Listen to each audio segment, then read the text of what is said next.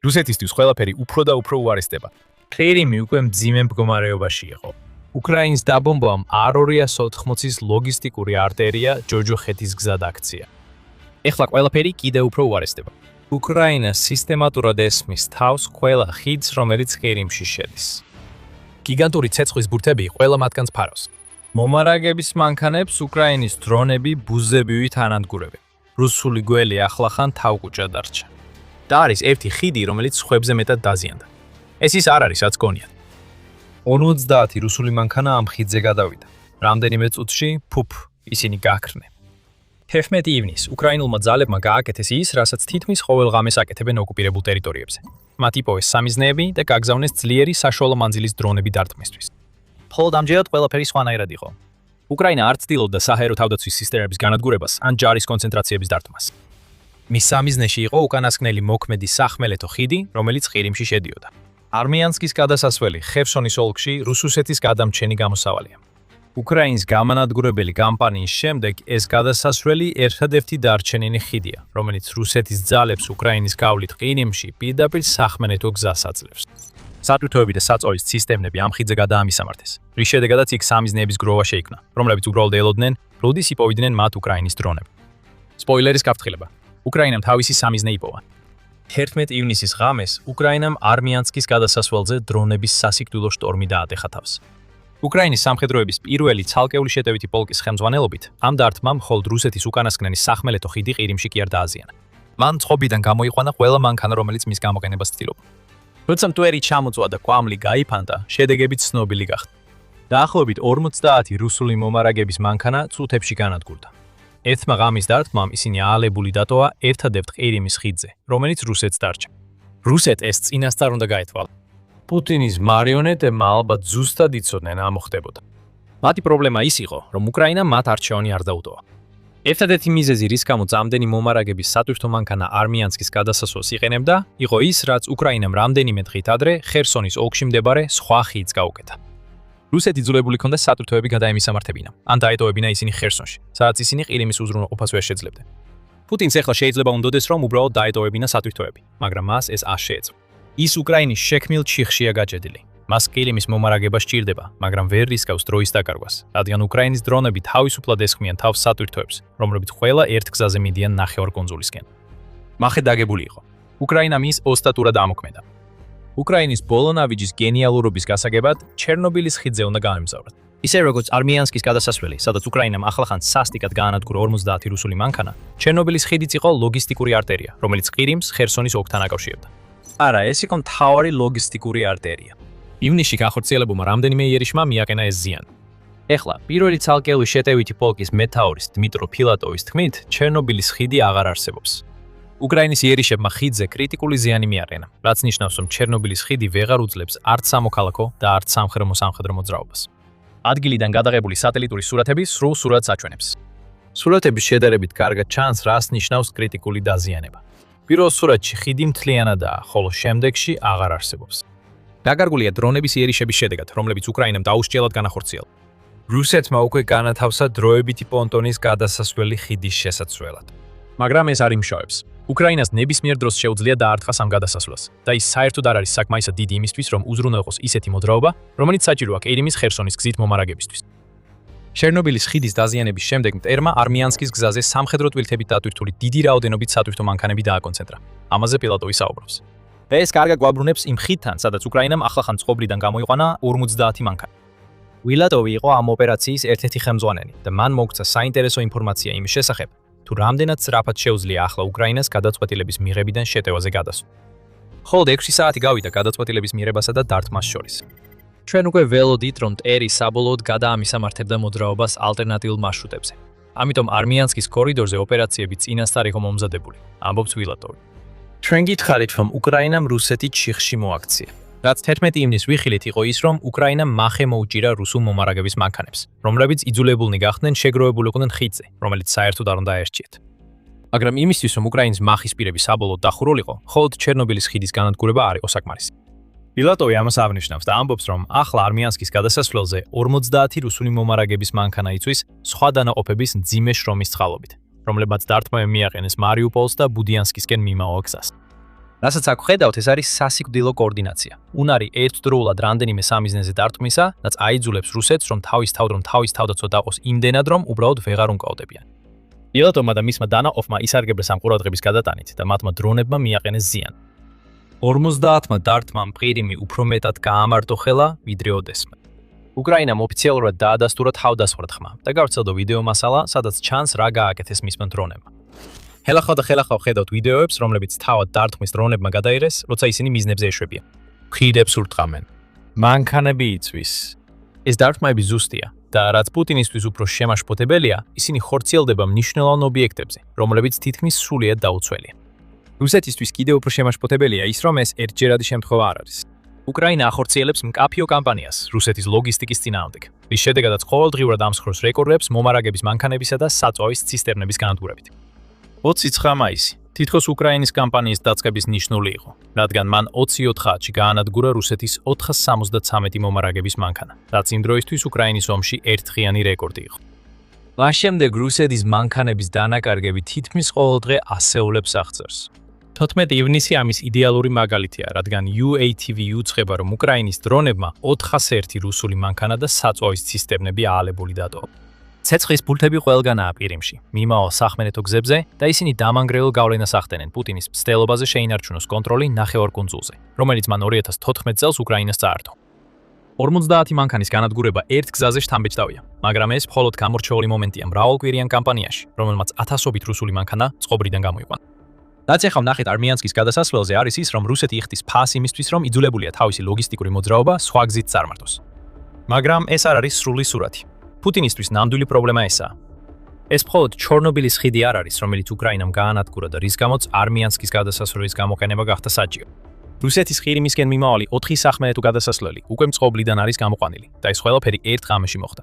ყველაზე ცუდი პუტინისთვის ის არის, რომ ამით არც კი უკრაინა ტრაბახობს, რაც ახლახან გააკეთა. სადაც ხერსონში იმალება ვლადიმირ სალდო, მარიონეტული მთავრობის ხელმძღვანელი, რომელიც რუსეთმა ოკუპირებულ ოლქებში დააყენა. როდესაც ის კანკალებს და შიშით ელოდება, რას გააკეთებს შემდეგ უკრაინა, მან ტელეგრამზე დაწერა, რათა გამოეჩინა, რამდენად მასშტაბურია უკრაინის დარტყმები რუსეთის ლოგისტიკურ არტერიებზე. უშინ ღამით მტერმა დაარტყა ხიდებს ჩრდილოეთ ყირიმის არხზე, პრიბრიჟენკასა და მირნოსთან, საავტომობილო ხიდს პერაკოპ-არმიანსკის გზატკეცილზე და ხიდს სოფელ სტაუკებთან, განაცხადა სალდომ სოციალურ ქსელში, ვითაც სრულად გამოავლინა უკრაინის ოპერაციის მასშტაბი. შემდეგ ის ჩაეშვა ჩვეულ რუსულ აბსურდში და სცადა უკრაინის მიღწევის დაკნინება. ის ამტკიცებს, რომ გარკვეული დაზიანებაა. სალდო 50 დამწვარი მანქანა სრულიად განადგურებული ჩერნობილის ხიდი და ის ცოდნა, რომ რუსეთის მომარაგების სატვირთოები ვერცერთ მარშრუტს ვერ გამოიყენებენ ყირიმში. ისე რომ უკრაინის დრონების სამიზნე არ გახდნენ, ცოტა მეტია ვიდრე უბრალოდ გარკვეული დაზიანება. ხერსონის მარიონეტი გუბერნატორი ასევე ამტკიცებდა, რომ რუსეთის სააერო თავდაცვის სისტემებმა 45 უკრაინული საბრძოლო დრონი გაანადგურეს 11 ივნისის თავდასხმის დროს. არაფერი თქმულა იმაზე, რამდენი დრონი გამორჩათ ამ თავდაცვის სისტემებს. ალბათ თელიის უკრაინული დრონების ნამსხვრევები იყო, რაც 11 ივნისის ღამეს მანქანებსა და გადასასვლელებს ანადგურებდა. შეიძლება ეხლა პუტინისთვის მდგომარეობა კიდევ უფრო გაუარესდეს. თუ უკრაინას იცნობთ, ამ კითხვაზე პასუხიც უკვე იცით. ამ 11 ივნისის შეტევასთან ერთად უკრაინამ წინა 4 დღე გაატარა იმით, რომ ჩაკეტა ყველა ჩრდილოეთის გზა, რომელიც რუსეთს ყირიმის ნახევარკუნძულთან აკავშირებს. არის დარტყმები ჩერნობილის ხიდზე, რომელიც ადრე ვახსენეთ. თუმცა უკრაინამ ასევე დაარტყა სახმელეთო ხიდს, რომელიც ჰენიჩესკსა და არაბათის ისარს აკავშირებს და რომელიც 10 ივნისს გამოვიდა მწყობრიდან. ეს იყო ის, რამაც რუსეთი აიძულა გადაამისამართებინა მოძრაობა არმიანსკისა და კიდევ ერთი გადასასვლელისკენ პერაკოპში. ორივე მათგანი 11 ივნისს დაარტყეს. რუსეთს დრო ეწურება. ნაბიჯ უკრაინა ჭრის ყირიმის ყველის თავს. ეს თავი ახლა ძაბსია ჩამოკიდებული და დარწმუნებული ვარ, უკრაინა დაარტყანს ყველა დარჩენილ მარშრუტს, რომელიც რუსეთს ხერსონით ყირიმის ნახევარკუნძულზე აქვს, სანამ ყველა მათგანი გამოუსადეგარი არ გახდება. მალე რუსეთის სამხედროებს ვერ შეეძლებათ მომარაგების მანქანების გადამისამართება. ისინი გაჩერებულები დარჩებიან, როცა უკრაინის დაუნდობელი და სრულყოფილად კოორდინირებული კამპანია ყირიმს სრულ იზოლაციაში მოაქცევს. მაგრამ სანამ უფრო დეტალურად განვიხილოთ, რა ხდება ყირიმის ნახევარკუნძულზე, შეგახსენეთ, რომ თქვენ უყურებთ The Military Shows. თუ ჯერ არ გაიგეთებიათ, არ დაგავიწყდეთ არხზე გამოწერა, რომ არც ერთი ჩვენი ვიდეო არ გამოგრჩეთ. უკრაინის მიერ განხორციელებულ ფითოეულ დარტყმას, იქნება ეს ხიდებზე თუ ამ ხიდებზე გადასვლას მცდელ მანქანებზე, თავისი მიზანი აქვს. უკრაინა წყვეტს ლოგისტიკურ არტერიებს, რომლებიც ყირიმის ნახევარკუნძულს ამარაგებს. ყველაფერი დაიწყო R-280 გზაზე, რომელიც უკრაინამ მაისის ბოლოსა და ივნისში რუსული ძალებისთვის ნამდვილი ჯოჯოხეთის გზად გადააქცია. ეს გზა, რომელიც რუსეთის როსტოვ-დონიდან ოკუპირებულ მელიტოპოლსა და მარიუპოლზე გადის და ყირიმში მთავრდება, ახლა ძირითადად დახურულია სამოქალაქო ტრანსპორტისთვის. რაც შეეხება სატვირთო და სამხედრო მოძრაობას ამ გზებზე, საქმე კარგად არ არის. პიკზე ყოველდღიურად დაახლოებით 3800 სატვირთო მანქანა გადადიოდა R280 გზაზე, რაც გარკვეულ წარმოდგენას გაძლევთ იმ ლოგისტიკური ოპერაციის მასშტაბზე, რომელსაც რუსეთი ახორციელებდა. ეხლა უკრაინის უპილოტო სისტემების ძალების მეთაურის რობერტ ბროვდის თქმით, ამ მნიშვნელოვანი გზის მონაკვეთზე მოძრაობა დრამატულად 71%-ით შემცირდა. ეხლა რუსეთი მხოლოდ 1100 მანქანის გაგზავნას რისკავს დღეში, ნაცვლად 3800-ისა. ჯაჭვური ეფექტები უკვე იგრძნობა ყირიმში. ეს ყველაფერი უკრაინის გეგმის ნაწილია, რომელიც გულისხმობს რუსეთის უკანა ხაზებში დარტყმას, რათა დააზიანოს ლოგისტიკური ქსელი, რომელიც პუტინს აძლევს საშუალებას შეინარჩუნოს კონტროლი ნახევარკუნძულზე. როგორც ომის შესწავლის ინსტიტუტმა აღნიშნა, 12 ივნისს უკრაინის მხრიდან რუსეთის ლოგისტიკურ ხაზებზე გაგრძელებულმა დარტყმებმა სავარაუდოდ ჯაჭვური ეფექტი ექნება ბრძოლის ველზე და შეიძლება გაართულოს რუსეთის მზადება შეტევითი ოპერაციებისთვის. GLOC ნიშნავს სახმელეთო საკომუნიკაციო ხაზებს და ეს გვიჩვენებს, რომ უკრაინის საშუალო მანძილის დარტყმებს კიდევ ერთი განზომილება აქვს. როდესაც სატვირთო მანქანები იცვის და გზები იკეტება, უკრაინა ასევე ანადგურებს კომუნიკაციებს ყირიმსა და ოკუპირებულ ტერიტორიებს შორის. ეს იზოლაციაა და მუშაობს. უკრაინული აფეთქებები არც კი სჭირდებათ ყირიმის შიგნით იყვნენ, რომ ნახევარკუნძულზე მყოფმა რუსმა ოკუპანტებმა ტკივილი იგრძნო. რაც ახლა უკრაინა აკეთებს, ბევრად უფრო გონივრულია, ვიდრე უბრალოდ ყირიმის დაბომბვა რაკეტებითა და დრონებით, თუმცა ამასაც საკმაოდ ხშირად აკეთებს. ეს ვიხილეთ იმ ღამეს, როდესაც 50 რუსულ მანქანასა და 4 სახმელეთო მარშრუტზე განხორციელდა იერიში, როცა ყირიმის პორტქალაქ სევასტოპოლის მარიონეტმა გუბერნატორმა მიხაილ რაზოზაევმა განაცხადა, რომ პორტის საჰაერო თავდაცვამ 22 დრონი ჩამოაგდო 11 ივნისის საღამოს 10 საათიდან შუაღამემ. თუ რუსეთს ვიცნობთ, ჩამოაგდეს ნიშნავს იმას, რომ ამ დრონებიდან სულ მცირე ნაწილმა მაინც მიზანს მიაღწია. მაგრამ რაც შეეხება ყირიმის სახმელეთო მარშრუტებს, უკრაინა მეთოდურად და კარგად გათვლილი კამპანიით მოქმედებს. უკრაინისთვის ომი რუსეთის წინააღმდეგ არასოდეს დასრულდება ნამდვილად, სანამ ყირიმს არ დაიბრუნებს. მაგრამ ნახევარკუნძულზე პირდაპირ შეტევა თვითმკვლელობაა, თუნდაც ომის ამ ეტაპზე. და რუსეთმა 4 წელი დაახარჯა საკუთარი თავის ამოწურვაში, როცა უკრაინის თავდაცვაზე კბილებს იმ დროს. ამიტომ უკრაინა დისტანციიდან უთხრამს. ყირიმის გარშემო ყველა ლოგისტიკურ არტერიას, რომელიც ნახევარკუნძულს ამარაგებს. როცა მეტი გზა იკეტება, ხიდები ნადგურდება და მანქანები იცვის, ყირიმსა და ოკუპირებულ ტერიტორიებს შორის მოძრავი საბრძოლო მასალა, საწვავი, ტექნიკა და მარაგები ჩერდება. ეს არის უკრაინის სტრატეგიის გენიალურობა. უკრაინას არ სჭირდება რუსეთი ჯარის გაგზავნით გააძევოს. უკრაინა პუტინისთვის ყირიმის შეარჩუნებას შეუძლებელს ხდის. და ამჟამად რუსეთის კონტროლი ყირიმზე უფრო სუსტია ვიდრე ნახევარკუნძულის ოკუპაციის შემდეგ ყოფილა, რადგან უკრაინის საშუალო მანძილის დარტყმების შედეგები სულ უფრო იგრძნობა. უკრაინამ შექმნა ლოგისტიკური ბლოკადა საშუალო დისტანციის დრონების გამოყენებით, მათ შორის ამერიკული წარმოების ჰორნეტით, რომლის მოქმედების რადიუსი დაახლოებით 150 კილომეტრია. ეს დრონები მუდმივად ეძებენ და ესხმიან თავს, როცა რუსულ მომარაგების მარშრუტებზე დაფრინავენ და მზად არიან მიზნების გასანადგურებლად. სხვა დრონებიც იწყებენ გამოჩენას, მაგალითად Morrigan, რომელსაც ასაფრენ ბილიკზე არ სჭირდება, რაც უკრაინას საშუალებას აძლევს კიდევ უფრო სწრაფად რეაგირება მოახდინოს შესაძლებლობებზე და ამავდროულად ნაკლები რისკი შეუქმნას ქვეყნის დრონების ოპერატორებს. ჩვენ ნახეთ გავლენა R280-ზე, სადაც რუსული სამხედრო მოძრაობა ძალიან შენელდა. მაგრამ უკრაინის საშუალო რადიუსის დრონებიც პრობლემებს ქმნიან სხვა ოკუპირებულ რეგიონებში, მაგალითად ლუგანსკში. იქ უკრაინის მესამე არმიის კორპუსმა საჰაერო კამპანია წამოიწყო, რამაც ფაქტობრივად მათ მისცა ცის დიდი ნაწილის კონტროლი დონბასის ერთ-ერთ ყველაზე მნიშვნელოვან რეგიონში. ეს კონტროლი კორპუსს საშუალებას აძლევს განახორციელოს დარტყმები, რომლებიც გავს იმ დარტყმებს, რასაც ხედავთ სახმელეთო დერეფნებზე, რომლებიც ყირიმს უკრაინის მატერიკთან აკავშირებს. სატვირთო მანქანები და გზები ნადგურდება მთელ ოკუპირებულ უკრაინაში. სინეხაზე მყოფი ჯარისკაცებისთვის ეს ნიშნავს, რომ ისინი ვერ იღებენ იმას, რაც სჭირდებათ იმ რეკორდული რაოდენობის შეტევებისთვის დასაწყებად, რომლებიც პუტინს სჯერა, რომ ზაფხულში დონბასს რუსეთს მიართმევს. უკრაინის მიერ ყოველდღიურად ოკუპირებულ ტერიტორიებზე ასობით სატვირთოს განადგურებასთან ერთად, ყირიმში არმიანსკში 50 სატვირთოს დაჰოპა იწვევს საწვავის მასიურ დეფიციტს.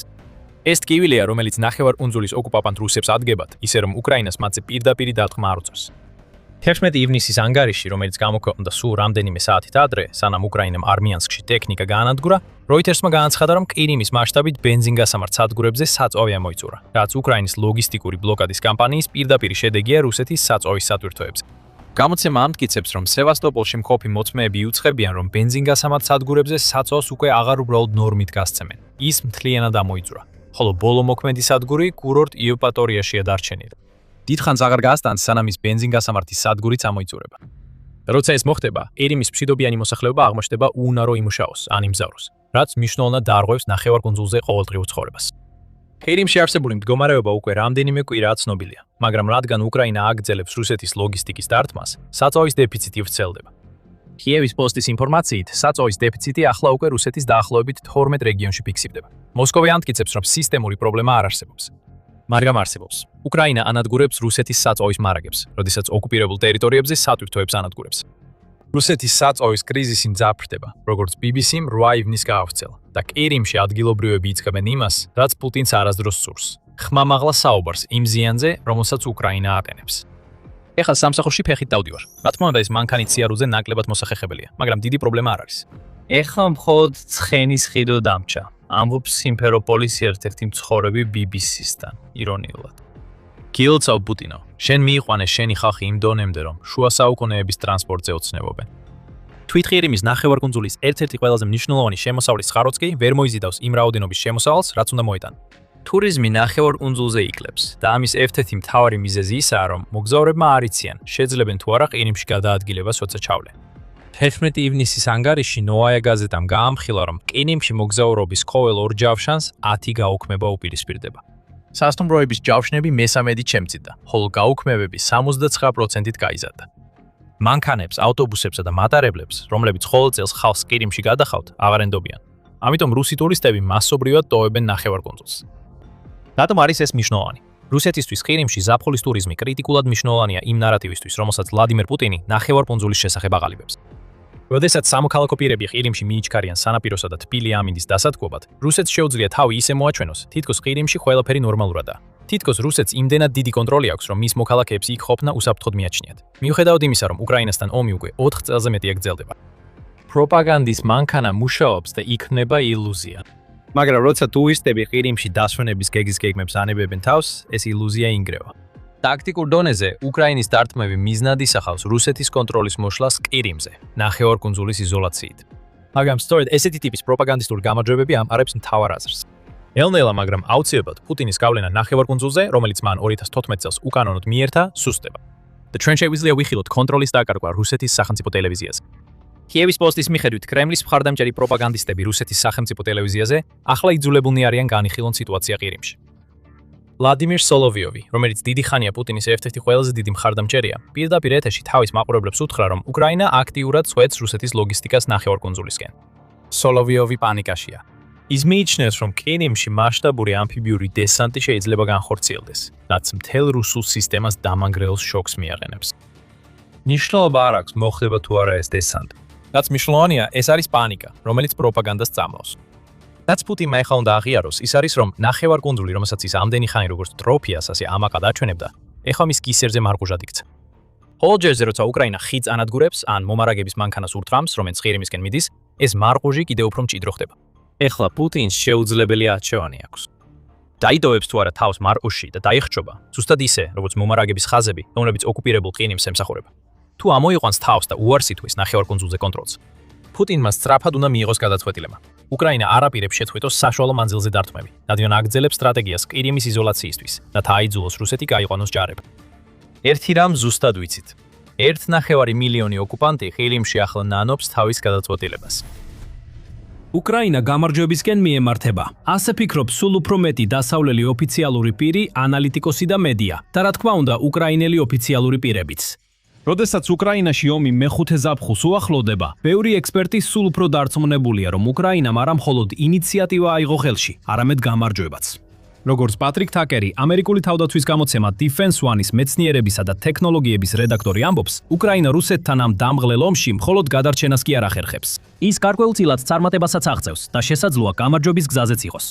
მაგრამ ეს რამდენად სწორია? წინა წლებში ჩვენ ვიხილეთ უკრაინის პერსპექტივების მიმართ მსგავსი ოპტიმიზმი, რომელიც აშკარად ნაადრევი აღმოჩნდა.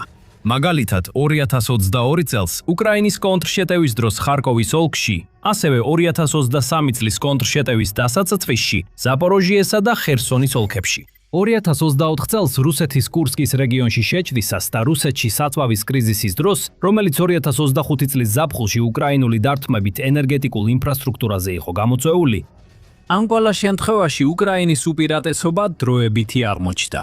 2023 წლის კონტრშეტევის და კურსკში შეჭრის შემთხვევაში საბოლოოდ ეს ყველაფერი მძიმე მარცხით დასრულდა, მაგრამ ამჯერად შეიძლება სხვანაირად იყოს. უკრაინამ ბოლო თვეებში მნიშვნელოვნად გაზარდა ფსონი და ამოქმედა რაღაც იმდენად მოწინავე, რაც შეიძლება მიანიშნებდეს რუსეთის პრეზიდენტ ვლადიმირ პუტინს, რომ ომი დასრულებულია და არა მის სასარგებლოდ. შემსაუბრობთ მართლაც გარდამტეხ რამეზე. 5. ჰუმანოიდი საბრძოლო რობოტები. ეხლა ჩვენ ვიცით, რომ დრონებმა დიდი გავლენა მოახდინეს საბრძოლო ველზე. უკრაინის შეიარაღებულმა ძალებმა მნიშვნელოვნად გაზარდეს საშუალო და გრძელ მანძილზე მოქმედი რაკეტებისა და დრონების დარტყმების რაოდენობა და რადიუსი რუსეთის ტერიტორიაზე. ბრძოლაში ჩაერთო ახალი თანამედროვე იარაღის სისტემების მთელი რიგი და მუდმივად შემოდის კიდევ მეტი. შედეგები კი როგორც ჩანს ამართლებს უკრაინის პერსპექტივებისადმი ნდობას. უკრაინა ახლა ყოველდღიურად ურთხამს რუსეთის კრიტიკულ სამხედრო და ენერგეტიკულ ინფრასტრუქტურას და მნიშვნელოვან ლოგისტიკურ მარშრუტებს. მისმა საშუალო მანძილის დარტყმის ახალმა დრონებმა, როგორიცაა ჰორნეტი, მთავარი ნოვოროსიის გზატკეცილი სიკვდილის გზად აქცია. ეს გზატკეცილი მთავარი არტერიაა, რომელიც ოკუპირებულ ყირიმს რუსეთთან აკავშირებს ოკუპირებული ხერსონის, ზაპოროჟიეს, დონეცკისა და ლუგანსკის ოლქების გავლით. უკრაინული დარტყმების შედეგად გზაზე ათობით რუსული სამხედრო მანქანა, საწვავის ცისტერნა და სხვა ტრანსპორტი დაიწვა. ასევე დაზიანდა ბენზინგასამართის სადგურები, სარგინიგზო ინფრასტრუქტურა და ხიდები. შედეგად ყირიმი ამჟამად მძიმე საწვავის კრიზისს განიცდის. მოსახლეობას დღეში მხოლოდ 20 ლიტრის საწვავის აღების უფლება აქვს, რის გამოც ყირიმში გრძელ რიგები წარმოიქმნა, რადგან ადგილობრივები ცდილობენ ეს ძვირფასი სითხე მოიპოვონ. ხელისუფლება ასევე პროგნოზირებს ზაფხულის ტურისტული სეზონის სრულ კოლაფსს, რაც ნახევარკუნძულისთვის კრიტიკული შემოსავლის წყაროა. მაგრამ ეს შეიძლება ბევრად უფრო დრამატული მოვლენების წინაპირობა იყოს. რუსული და უკრაინული მხარეების მხრიდან იზრდება ვარაუდი, რომ ეს მოვლენები მხოლოდ ეკონომიკური და რეპუტაციული დარტყმა არ არის რუსეთისთვის. მრავალი ანალიტიკოსი ახლა უკვე მიიჩნევს, რომ ეს მოვლენები შესაძლოა უკრაინის გაბედული მცდელობისთვის მზადებაა, რათა ნახევარკუნძულზე დესანტი გადასხას და მისი ნაწილი ან მთლიანად დაიკავოს. ამავე დროს უკრაინული შორ მანძილზე მოქმედი დრონები და რაკეტები უდავოდ სულ უფრო ღრმად აღწევენ რუსეთში და სულ უფრო ხშირად ურთყამენ მნიშვნელოვან ობიექტებს. ნავთობის გადამამუშავებელი და საცავი ობიექტები, ძირითადი სამხედრო სამრეწველო საწარმოები და მნიშვნელოვანი კულტურული ცენტრებიც დაზიანებას განიცდის. ამ დარტყმების სულ უფრო თამამი ხასიათი ნათლად გამოჩნდა ცოტა ხნის წინ სანქტ-პეტერბურგში, რომელიც რუსეთის მეორე ყველაზე მნიშვნელოვანი ქალაქია. სანქტ-პეტერბურგის საერთაშორისო ეკონომიკური ფორუმის დროს, რომელიც რუსეთის მთავარი ეკონომიკური ღონისძიებაა და ბევრისთვის რუსეთის დავოსად ითვლება, უკრაინამ ქალაქს ათეულობით დრონით შეუდია. რუსული კორვეტი, სახელად პოიკი, კრონშტატის კუნძულის პორტში მშრალ დოქში დააზიანეს, რის შედეგადაც გაჩნდა ხანძარი და სავარაუდოდ სერიოზული ზიანი მიადგა. სანქტ-პეტერბურგის ნავთობის ტერმინალი, რომელიც ჩრდილო-დასავლეთ რუსეთის ერთ-ერთი უდიდესი ნავთობის გადამზიდავი კომპლექსია, ასევე ცეცხლში გაეხვა. რუსული ხელისუფლება ამტკიცებს, რომ ჩამოგდებული მტრის დრონის ნამსხვრევებმა გამოიწვია დიდი ხანძარი, რომელმაც 2 მეხანძრის სიცოცხლე იმსხვერპლა. კონფერენციის ადგილის მიმდებარედ კვამლის სვეტები ჩანდა, რამაც ზოგიერთი უკრაინელი და დასავლელი დამკვირვებელი დააფიქრა, რომ დარტყმებმა კონფერენცია დაარღვია. თუმცა თავად ღონისძიებაზე არანაირი მტკიცებულება არ ჩანდა რაიმე შეფერხების. არც თავშესაფრებში გაქცევა, არც პანიკა, არც გადადებული სესიები, არაფერი. სინამდვილეში ღონისძიებამ 130 ქვეყნიდან 20,000-ზე მეტი მონაწილე მიიზიდა, რაც დასავლეთში გავრცელებულ მტკიცებებს ეწინააღმდეგება. თითქოს უკრაინაში ომმა რუსეთი დააიზოლა. ომმა ნამდვილად დააიზოლა რუსეთი დასავლეთისგან, მაგრამ როგორც პუტინის ბოლო მაღალი დონის ვიზიტი ჩინეთში და სანქტ-პეტერბურგის ეკონომიკური ფორუმის სტუმართა სია აჩვენებს, იზოლაცია მსოფლიოს დანარჩენ 7-ზე არსებითად არ ვრცელდება. მართლა პლენარულ სესიაზე, რომელშიც მონაწილეობდა პუტინი, საუდის არაბეთის ენერგეტიკის მინისტრმა აბდულაზიზ ბინ სალმან ალ-საუდმა ორ ქვეყანას შორის ურთიერთობები ასე დაახასიათა. სიკვდილამდე ერთად ვიქნებით. თუმცა როგორც ტაგერი წერს, ნავთობის ინფრასტრუქტურა რუსეთის სიღრმეში აღარ არის უსაფრთხო, რაც კიევს საშუალებას აძლევს გავლენა მოახდინოს მოსკოვის საექსპორტო შემოსავლებზე. და 2026 წლის მაისის შუა რიცხვებისთვის უკრაინის სამხედრო ძალებმა რუსეთის ნავთობ გადამამუშავებელ ქარხნებზე სულ 158 დარტყმა მიაყენეს. მათ შორის რუსეთის 33-დან 24 ქარხანაზე, რომლებიც წელიწადში 1 მილიონ ტონაზე მეტი ნავთობის გადამუშავებას ახერხებენ. ამ დარტყმებიდან მინიმუმ 35 2026 წელს განხორციელდა, რაც ხაზს უსვამს დარტყმების სიხშირისა და სიმძლავრის ზრდას. როიტერსის სხაროების მიხედვით, ცენტრალურ რუსეთში თითქმის ყველა მსხვილი ნავთობ გადამამუშავებელი ქარხანა იძულებული გახდა შეეჩერებინა ან შეემცირებინა საწვავის წარმოება, რაც ქვეყნის მთლიანი წარმოების დაახლოებით მე-4-ს შეადგენს. სამწუხაროდ უკრაინისთვის ამ დარტყმებმა იმაზე ნაკლები ზიანი მიაყენა, ვიდრე მათ იმედი ჰქონდათ. ყოველ შემთხვევაში ჯერჯერობით. მიუხედავად იმისა, რომ თუაფსეს, ფერმის, ქურიშჩის, რიაზანისა და სარატოვის ნავთობგადამამუშავებელი ქარხნები დროებით ან შესაძლოა სამუდამოდ გაჩერდა, რუსეთის ნავთობის ექსპორტის შემოსავლები რეალურად იზრდება. 2026 წლის მაისში რუსეთიდან ნედლი ნავთობის ზღვით მიწოდების მოცულობამ საშუალოდ 3.46 მილიონ ბარელს მიაღწია დრეში, რაც წინა წელთან შედარებით 120,000 ბარელით მეტია 2025 წელთან შედარებით. და ეს იმ დროს, როდესაც ნავთობის ფასები რეკორდულად გაიზარდა. რუსეთი ერთ-ერთი მთავარი სარგებლის მიმღები გახდა აშშ-სა და ისრაელის მიერ ირანზე უმიზეზო თავდასხმების შედეგად, რის საპასუხოდაც ირანმა დახურა სტრატეგიული ჰორმუზის სრუტე და დაარტყა იმ სპარსეთის ყურის ქვეყნების ენერგეტიკულ ინფრასტრუქტურას, სადაც აშშ-ს სამხედრო ბაზებია განთავსებული. შედეგად ნავთობისა და ბუნებრივი აირის მიწოდებაში სერიოზული შოკი მოხდა, რამაც ფასების მკვეთრი ზრდა გამოიწვია და აშშ-ს რუსულ ნავთობზე დაწესებული სანქციების დროებითი შეღავათების გამოცხადება აიძულა. სანქტ-პეტერბურგის საერთაშორისო ეკონომიკურ ფორუმზე ვლადიმირ პუტინმა ასევე აღნიშნა, რომ ნავთობის შემოსავლები აღარ არის რუსეთის ეკონომიკის მთავარი მამოძრავებელი, როგორც ეს ადრე იყო. 2022 წლიდან ნავთობისა და გაზის შემოსავლების წილი დაახლოებით 40%-დან 23%-მდე შემცირდა. თუმცა, რა თქმა უნდა, ეს მნიშვნელოვანია, მაგრამ არასწორი იქნებოდა გვეთქვა, რომ ეს ჩვენთვის კრიტიკულად მნიშვნელოვანია, განაცხადა მან. ასევე არასასიამოვნო ფაქტია, რომ უკრაინას ჯერ კიდევ დიდი გზა აქვს გასავლელი, სანამ რუსეთის ნავთობგადამამუშავებელ ქარხნებს იმავე მასშტაბის ზიანს მიაყენებს, როგორცაც რუსეთი აყენებს უკრაინას. და უკრაინას ადრე საკუთარი წარმატებული ნავთობგადამამუშავებელი ინდუსტრია ჰქონდა, რომელიც ბენზინის მოთხოვნილების ნახევრამდე აკმაყოფილებდა. ახლა ასე აღარ არის. უკრაინის ანტიმონოპოლიური კომიტეტის თავმჯდომარემ პაվել კირილენკომ მარტში პარლამენტს განუცხადა, რომ კრემენჩუკის ნავთობგადამამუშავებელმა ქარხანამ რუსული რაკეტებისა და დრონების იერიშების შედეგად ოპერაციები სრულად შეწყვიტა. ენერგეტიკის მინისტრმა დენის შმიგალმა დაამატა, რომ ნავთობგადამამუშავებელ ქარხანას 69 რაკეტა და დაახლოებით 260 დრონი დაეცა. ეს ნავთობგადამამუშავებელი ქარხანა უკრაინაში დარჩენილი ყველაზე დიდი იყო.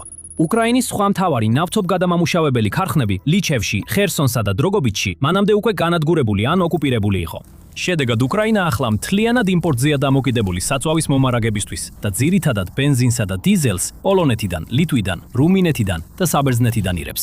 მაგრამ ის ზიანი, რომელსაც უკრაინა რუსეთის ნავთობის ინდუსტრიასა და შემოსავლებზე აყენებს, სულაც არ არის ერთადერთი გზა, რომლითაც ანალიტიკოსები, როგორიცაა თაკერი, თვლიან, რომ ომმა გადამწყვეტად უკრაინის სასარგებლოდ შეცვალა ვითარება.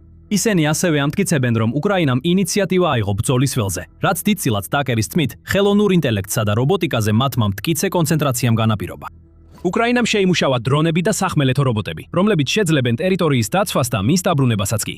უკრაინული სახმელეთო რობოტები, გავრცელებული ინფორმაციით, ახლა უკვე ფრონტის ხაზზე ლოგისტიკური ამოცანების 80%-ს ასრულებენ. მაგალითად, მტრის პოზიციებში ასაფეთქებელი ნივთიერებების შეტანა და დაჭრილების ევაკუაცია. თუმცა ისინი სულ უფრო ხშირად გამოიყენება უშუალო ბრძოლაშიც. 2025 წლის ზაფხულში ერთი დისტანციურად მართვადი დროიდი TW-12.7 რობოტი, რომელიც აღჭურვილი იყო ტყვიან მფხვევით, გავრცელებული ინფორმაციით 45 დღის განმავლობაში ინარჩუნებდა პოზიციას.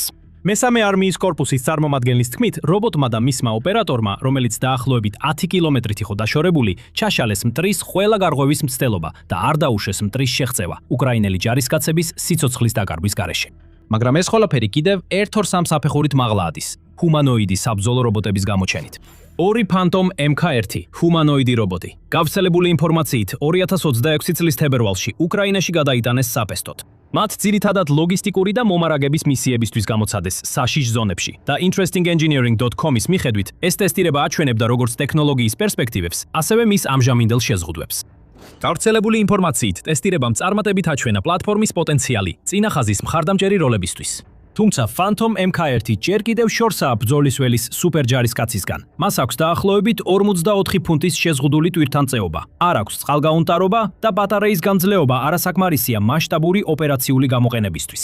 Phantom-ის ამერიკელი მწარმოებელი Foundation-ი გეგმავს ამ ნაკლოვანებების აღმოფხრას Phantom 2-ის მეშვეობით, რომლის უკრაინაში გაგზავნაც 2026 წელს მოგვიანებით არის მოსალოდნელი. ახალი მოდელი გავრცელებული ინფორმაციით ეკნება ადამიანზე აღმატებული შესაძლებლობები და Phantom MK1-ის ტვირთამწეობის ორჯერ მეტი ტევადობა.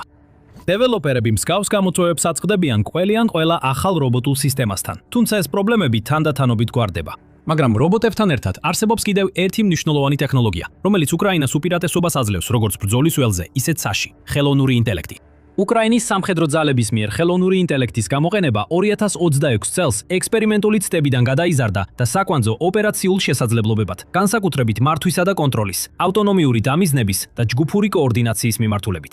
მეტი და მეტი უპილოტო სისტემა იმართება. სულ მცირე, გარკვეულ ასპექტებში ათეულობით ხელოვნური ინტელექტის პროდუქტით. საჰაერო დრონების მართვის პაკეტებიდან დაწყებული, უმაღლეს დონეზე გადაწყვეტილების მიღების დამხმარე სისტემებით დასრულებული. ყველაზე გამორჩეული მაგალითია პალანტირის პროგრამული პაკეტი. კერძოდ კი ფრიზმა პლატფორმა, რომელიც დანერგილია უკრაინის მთავარი სადაზვერვო სამმართველოსა და სხვა დარტყმით ნაწილებში. ფრიზმა აერთიანებს რეალურ დროში მიღებულ მონაცემებს ათასობით დრონიდან, რადარის გადაჭერებიდან და სატელიტურ გამოსახულებებიდან ერთ ოპერაციულ სურათში, რაც ოპერატორებსა და სხვადასხვა ბუნკერში მყოფებს საშუალებას აძლევს ერთდროულად შეათანხმონ მასიური დრონული დარტყმები. სისტემის ალგორითმები აანალიზებენ წინა ტალღების გადაჭერის წერტილებს, რადარის დაფარვის ზონებს და საჰაერო თავდაცვის სიმკვრივეს, რათა რეალურ დროში გამოთვალონ ოპტიმალური ფრენის მარშრუტები. ის თვითონ სწავლობს ხოველი მისიისგან და დინამიურად მიმართავს ახალ დრონებს რუსული თავდაცვის სისტემაში არსებულ ხვრელებში, რომლებიც ადამიანმა დამგეგმავმა შეიძლება ვერ შეამჩნიოს. ეს იყო ერთ-ერთი მთავარი ფაქტორი უკრაინის შორმანძილზე დარტყმების ეფექტიანობის ზრდაში. კიდევ ერთი ნათელი მაგალითია TFL. TFL ერთი მოდული, რომელიც საშუალებას აძლევს ერთჯერად დრონს იმოქმედოს ავტონომიურად, მას შემდეგ რაც ადამიანი აირჩევს სამიზნეს, რითაც ამცირებს მის მგრძნობელობას ჩახშობისა და სხვა თავდაცვითი საშუალებების მიმართ. მისი მწარმოებელი უკრაინული კომპანია მეოთხე კანონი აცხადებს, რომ TFL-1 დრონს 4-ჯერ უფრო მეტად აძლევს საშუალებას დაარტყას სამიზნეს. უკრაინა და მისი პარტნიორები ასევე აქტიურად მუშაობენ ახალი ძლიერ ავტონომიური თავდაცვითი კონცეფციების შექმნაზე რუსული დრონების წინააღმდეგ, სადაც ISR სენსორები და ხელოვნური ინტელექტი ერთიანდება მთრის დრონების უფრო სწრაფად და უფრო ზუსტად გამოსავლენად და იდენტიფიცირებისთვის.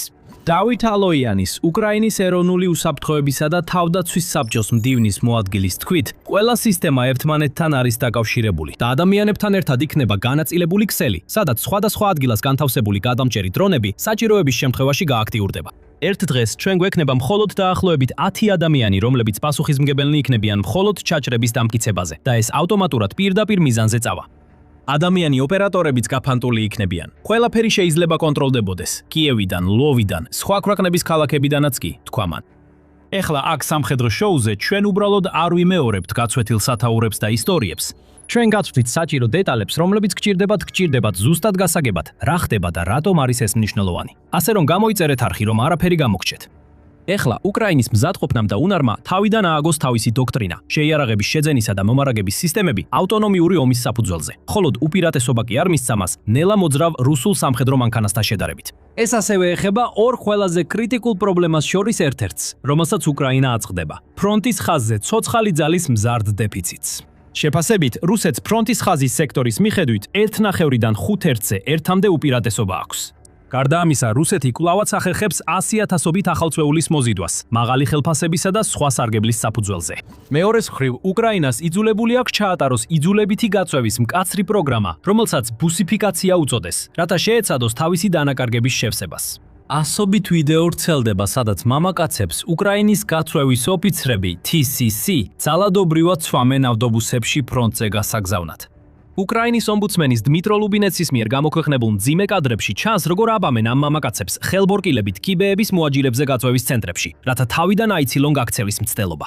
ლუბინეცის თქმით, ომბუდსმენისადმი მოქალაქეთა უფლებების დარღვევის შესახებ საჩივრების რაოდენობა მობილიზაციის დროს 2022 წელთან შედარებით 333-ჯერ გაიზარდა. ეს პრობლემა სულ უფრო სერიოზული ხდება მთავრობისა და მოსახლეობის შორის. ლუბინეცის თქმით, ისინი, ვინც ფულს იხდის თავის დასაძვრენად, თავისუფლდებიან, ხოლო დანარჩენებს განურჩევლად აკრებენ მობილიზაციაში. სულ უფრო მეტი ვიდეო აჩვენებს, როგორ ეწინააღმდეგება მოსახლეობა, უტევს და დევნის TCC-სა და პოლიციის თანამშრომლებს მობილიზაციის მცდელობის დროს. ამავე დროს 2025 წლის დასაწყისიდან გერმანიაში სამხედრო ასაკის დაახლოებით 95,000 უკრაინელი შევიდა, რაც უკრაინის მოქალაქეთა საერთო რაოდენობის 60%-ს შეადგენს, ვინც გერმანიაში თავშესაფარს ეძებს. სიტუაციას კიდევ უფრო ამძიმებს ის ფაქტი, რომ იანვარში უკრაინის ახლად დანიშნულმა თავდაცვის მინისტრმა მიხაილო ფედოროვმა განაცხადა, რომ დაახლოებით 2 მილიონი უკრაინელი თავს არიდებს გაწვევას, ხოლო დაახლოებით 200,000 უკრაინელმა ჯარისკაცმა თვითნებურად დატოვა პოზიციები. უკრაინაზე მისი მხარდამჭერების მხრიდან იზრდება ზეწოლა, რომ გაწვევის ასაკი 25-დან 18 წლამდე დაიწიოს. უკრაინამ ამ დრომდე უარი თქვა ამაზე და სამართლიანად აცხადებს, რომ ეს საფრთხეს შეუქმნის იმას, რასაც აშშ-ის საერთაშორისო ურთიერთობების პროფესორი ჯონ მირსჰაიმერი დემოგრაფიულ სიკვდილის სპირალს უწოდებს და შეიძლება დემოგრაფიულ სიკვდილად გადაიქცეს. ამის ნაცვლად უკრაინა ზრდის ზეწოლას ისეთ ქვეყნებზე, როგორიცაა პოლონეთი და გერმანია, რომ სამხედრო ასაკის ლტოლვილები უკრაინაში დააბრუნონ გაწვევისთვის. ომის შესწავლის ინსტიტუტი, ანუ ISW, ასე წერს. უკრაინის წარმატებული საშუალო მანძილზე და ფრონტის ხაზზე დრონებით შეტევის კამპანიების შედეგად პუტინს ახლა მოუწევს და არწმუნოს სულ უფრო დაღლილი რუსული მოსახლეობა. არა მხოლოდ ომის მეხუთე წლის მხარდაჭერაში, არამედ იძულებითი მობილიზაციის მიღებაშიც ომისთვის, რომელმაც უკვე მილიონზე მეტი მსხვერპლი მოუტანა რუსეთს. ეს შეიძლება მართალია, მაგრამ ჩანს, რომ ეს შესაძლებლობა უკრაინისთვის უკვე დიდი ხანია დაკარგულია. უკრაინის პრეზიდენტ ვოლოდიმირ ზელენსკის მთავრობა და მისი დასავლელი მხარდამჭერები საკმაოდ კმაყოფილები არიან, რომ იბრძოლონ ბოლო უკრაინელამდე, სანამ ეს ასუსტებს რუსეთს. მაგრამ მტკიცებულებები მიუთითებს, რომ თავად უკრაინელები რბილად რომ თქვათ, დიდად არ არიან ამით დაინტერესებულნი. ეხლა მიუხედავად მისი მიღწევებისა რობოტულ და უპილოტო ტექნოლოგიებში და მიუხედავად მრავალი წარმატებისა, რუსეთის ლოგისტიკისა და ეკონომიკისთვის სერიოზული ზიანის მიყენებაში, ცოცხალი ძალის დეფიციტი უკვე იწამსხებს გამოვლენას ფრონტის ხაზზე. დასავლური წყაროები, როგორიცაა ISW, უკვე თვეები ამტკიცებენ, რომ ამ ნაკლოვანების მიუხედავად უკრაინამ ინიციატივა აიღო ბრძოლის ველზე და უფრო მეტი ტერიტორია დაიკავა ვიდრე რუსეთმა, ან სულ მცირე, რუსული წინსვლა მხოლოდ რამდენიმე მილით შეზღუდა. ისინი ამტკიცებენ, რომ რუსეთის საშუალო თვიური ტერიტორიული მონაპოვარი ბოლო 12 თვის განმავლობაში მხოლოდ 108 კვადრატული მილი იყო. მაგრამ ძირითადი საბრძოლო ველების დეტალური შესწავლა სხვა ამბავს გვიყვება. განსაკუთრებით იქ, სადაც ეს მართლაც მნიშვნელოვანია. დონბასში ლიმანის გარშემო ბრძოლები კვლავ გამწვავდა. ორივე მხარე ფრონტის კრიტიკულ მონაკვეთზე უპირატესობისთვის იბრძვის. მაგრამ უფრო მნიშვნელოვანია ის, რომ უკრაინული სამხედრო წყაროების მზარდი რაოდენობის მიხედვით, დონეცკის ოლქში ძლიერ გამაგრებული თავდაცვითი ხაზის ნაწილებზე ზეწოლა სულ უფრო იზრდება. და გაურკვეველია, ზუსტად როგორ აპირებს უკრაინა ამ ტალღის შეჩერებას. კრიტიკული მნიშვნელობის ქალაქი კონსტანტინივკა გვერდიდან იქნა შემოვლილი და ახლა რუსული ძალები მეტნაკლებად აკონტროლებენ ქალაქის ყველა ნაწილს, გარდა ჩრდილოეთის უბნებისა. დაახლოებით 12000 უკრაინელი ჯარისკაცი სავარაუდოდ ალყაშია მოქცეული, ხოლო სხვები უკან იხევენ შემდეგ ქალაქში, რუშკოვკაში. როგორც უკრაინელი სამხედრო ექსპერტი კონსტანტინ მაშოვეცი ამბობს, კონსტანტინივკის დამცველების შემდგომი ტაქტიკური პერსპექტივები, როგორც ჩანს რბილად რომ ვთქვათ, ძალიან არახელსაყრელია უკრაინის შეიარაღებული ძალებისთვის. კრამატორსკი და სლოვიანსკი, ამ სარტყელში არსებული კიდევ ორი ქალაქი, ახლა უკვე რუსული FPV დრონებისა და საშუალო სიშორის артиლერიის მოქმედების ზონაშია, ხოლო ქალაქებში შესვლა გამოსვლის ლოგისტიკა მუდმივი წნეხის ქვეშაა. უკრაინის ხელისუფლებამ ცოტა ხნის წინ ორივე ქალაქის დიდი ნაწილის ევაკუაცია ბრძანა, ასევე ახლო მდებარე დასახლებების, ბელენკიერის, მალუტარანოვკისა და პრივოლგიეს, რაც კიდევ ერთხელ უსვამს ხაზს, რამდენად უარესდება მდგომარეობა. თუ ეს ციხესიმაგრეების სარტყელი დაეცემა, ძალიან ცოტა მძლავრი გამაგრებაა დარჩენილი, რომ რუსებს დონეცკის ოლქის დარჩენილი ნაწილის დაკავება და შემდგომი წინსვლა შეუშალოს. აი რატო არის ზელენსკი ასე მტკიცე, რომ არ დათანხმდება რუსეთის მოთხოვნებს? თითქოს მშვიდობა მხოლოდ მაშინ იქნება შესაძლებელი, თუ უკრაინის ძალები დატოვებენ დონბასს. მაგრამ თუ უახლოეს კვირებში რამე დრამატულად არ შეიცვალა, მას შეიძლება არჩევანი აღარ დარჩეს. უფრო ჩრდილოეთით უკრაინელი ექსპერტები განგაშტეხენ ხარკოვის ოლქის საკვანძო ლოგისტიკურ ცენტრში კაზუჩია ლოპენში არსებულ მდგომარეობაზე. ექსპერტები აფრთხილებენ, რომ ქალაქის დაკავება რუსულ ჯარებს ხარკოვის უშუალო გარეუბნებში მისასვლელ გზას გაუხსნის. ეხლა თუ უკრაინულ სამხედრო ექსპერტებს მოусმენთ და არა მხოლოდ მთავრობასთან დაკავშირებულ და დასავლურ პროპაგანდას, მდგომარეობა თანაბრად რთულდება ზაპოროჟიეს საკვანძო ქალაქ ორიხივის გარშემო, სუმის ქალაქის ჩრდილოეთ მისადგომებთან და სხვა მიმართულებებზე. მაგრამ ალბათ ყველაზე ნათელი ნიშანი იმისა, რომ უკრაინის ფრონტზე მიღწეული წარმატებები არ არის ისეთი, როგორც წარმოაჩენენ, არის ზელენსკის და მისი მთავარი ევროპელი მოკავშირეების დაჟინებული მოთხოვნა, რომ ცალმხრივი ცეცხლის შეწყვეტა ამჟამინდელ ფრონტის ხაზებზე სამართლიანი და მდგრადი მშვიდობის წინაპირობაა. საჭიროა სამხედრო ისტორიის ანალებში ძალიან ყურადღებით მოძებნოთ მაგალითები, სადაც გამარჯვებული მხარე ცალმხრივად წყვეტს წინსვლას დამარცხებული მხარის სასარგებლოდ.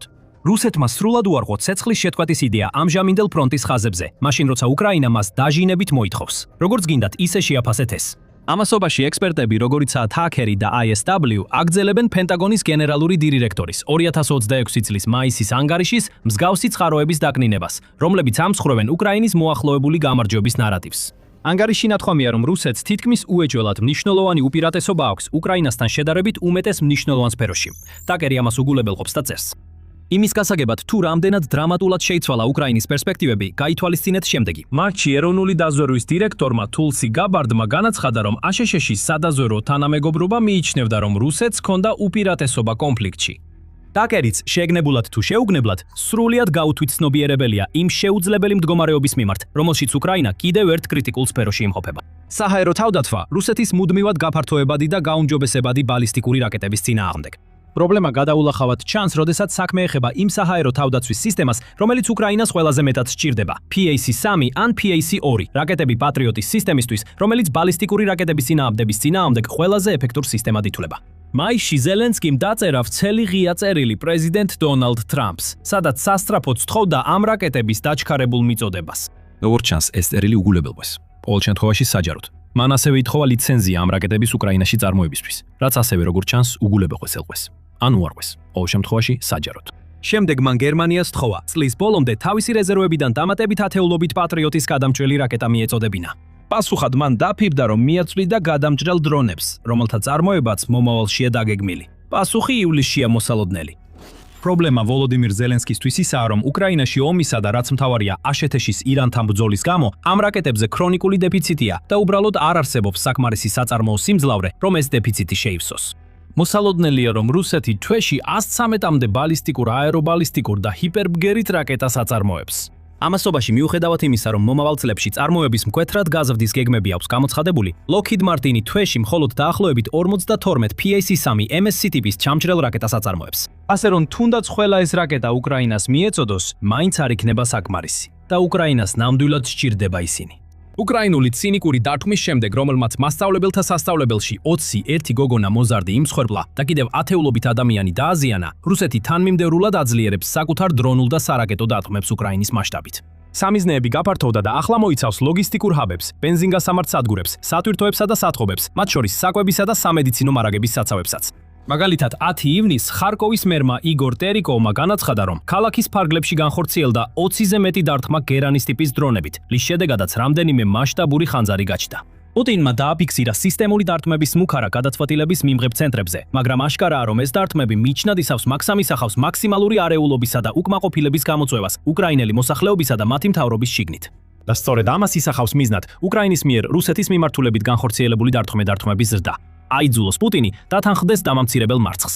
თუმცა ძალიან ცოტა მტკიცებულებაა იმისა, რომ ეს მუშაობს. პუტინი მართლაც იზრდება ზეწოლის ქვეშ რუსეთის შიგნით, მაგრამ არა იმისთვის, რომ ეძებოს მისთვის არახელსაყრელი მშვიდობა. სინამდვილეში რუსების უმრავლესობა სულ უფრო ხმამაღლა მოითხოვს, რომ მან, ასე ვთქვათ, შეწყვიტოს თავშეკავება და უკრაინას ბევრად უფრო ძლიერი დარტყმა მიაყენოს. როდესაც ის იწყებს ამ მოთხოვნების დაკმაყოფილებას, ზელენსკი პასუხობს უკრაინის შორმანძილზე დარტყმების გაძლიერებით რუსეთის შიგნით.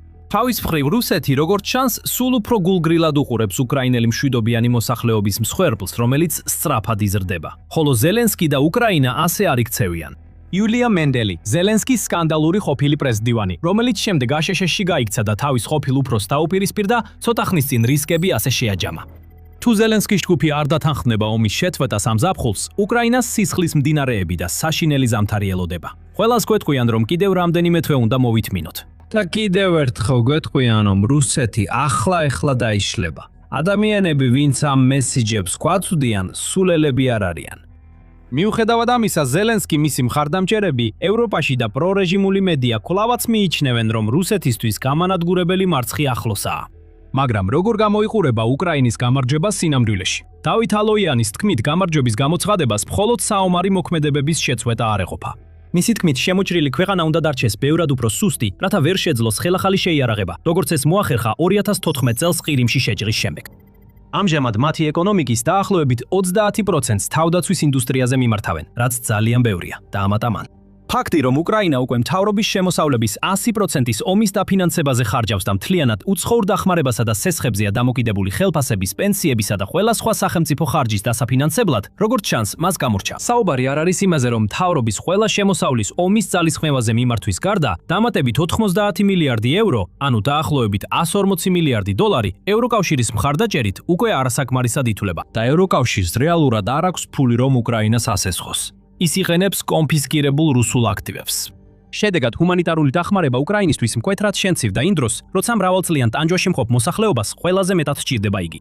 კილის მსოფლიო ეკონომიკის ინსტიტუტის მიხედვით, ევროპული ფინანსური და ჰუმანიტარული დახმარების გამოყოფა 2026 წლის იანვრიდან აპრილამდე დაეცა იმ საშუალო თვიური დონის 1/5-ზე ნაკლებზე, რაც 2025 წელს იყო. სიღარიბე, უმუშევრობა და სასურსათო დაუცველობა იზრდება, მაშინაც კი როცა მოსახლეობა იკლებს და ინფლაცია კვლავ მაღლა იწერს. იმ მზარდი ხმების პარალელურად, რომლებიც ძირითადად მედიაში არ ჩანს, უკრაინის ყოფილმა საგარეო საქმეთა მინისტრმა დმიტრო კულებამაც სკეპტიციზმი გამოხატა იმ ნარატივის მიმართ, თითქოს უკრაინამ ომის ბედი შეცვალა. მართლა არ მინდა ვიყო ხალისის ჩამხშობი, რომელიც ხალხს გახარების საშუალებას არ აძლევს. მაგრამ ჯერ ნოემბერში შენ და მე დავბრუნდებით იმ ნარატივზე, თუ როგორ გადავრჩით ზამთარს, ან იმ ფრაზებზე, რომ ომში გარდამტეხი მომენტი დადგა. უკრაინამ ყველაფერი საპირისპირო მიმართულებით შეაბრუნა და ახლა კრემლისკენ გავილაშქრებთ. ეს ყველაფერი სისულელეა. კი, მესმის, რომ ზოგიერთი მსმენელისთვის ეს მათი ფსიქოლოგიური მდგომარეობისთვისაა საჭირო. ეს ძალიან სასარგებლო ამბავია. აბა, ვინ იტყუებს საკუთარ თავს? ან პირდაპირ იტყუება? ტაკერი, ISW და ზელენსკი არიან მართალი?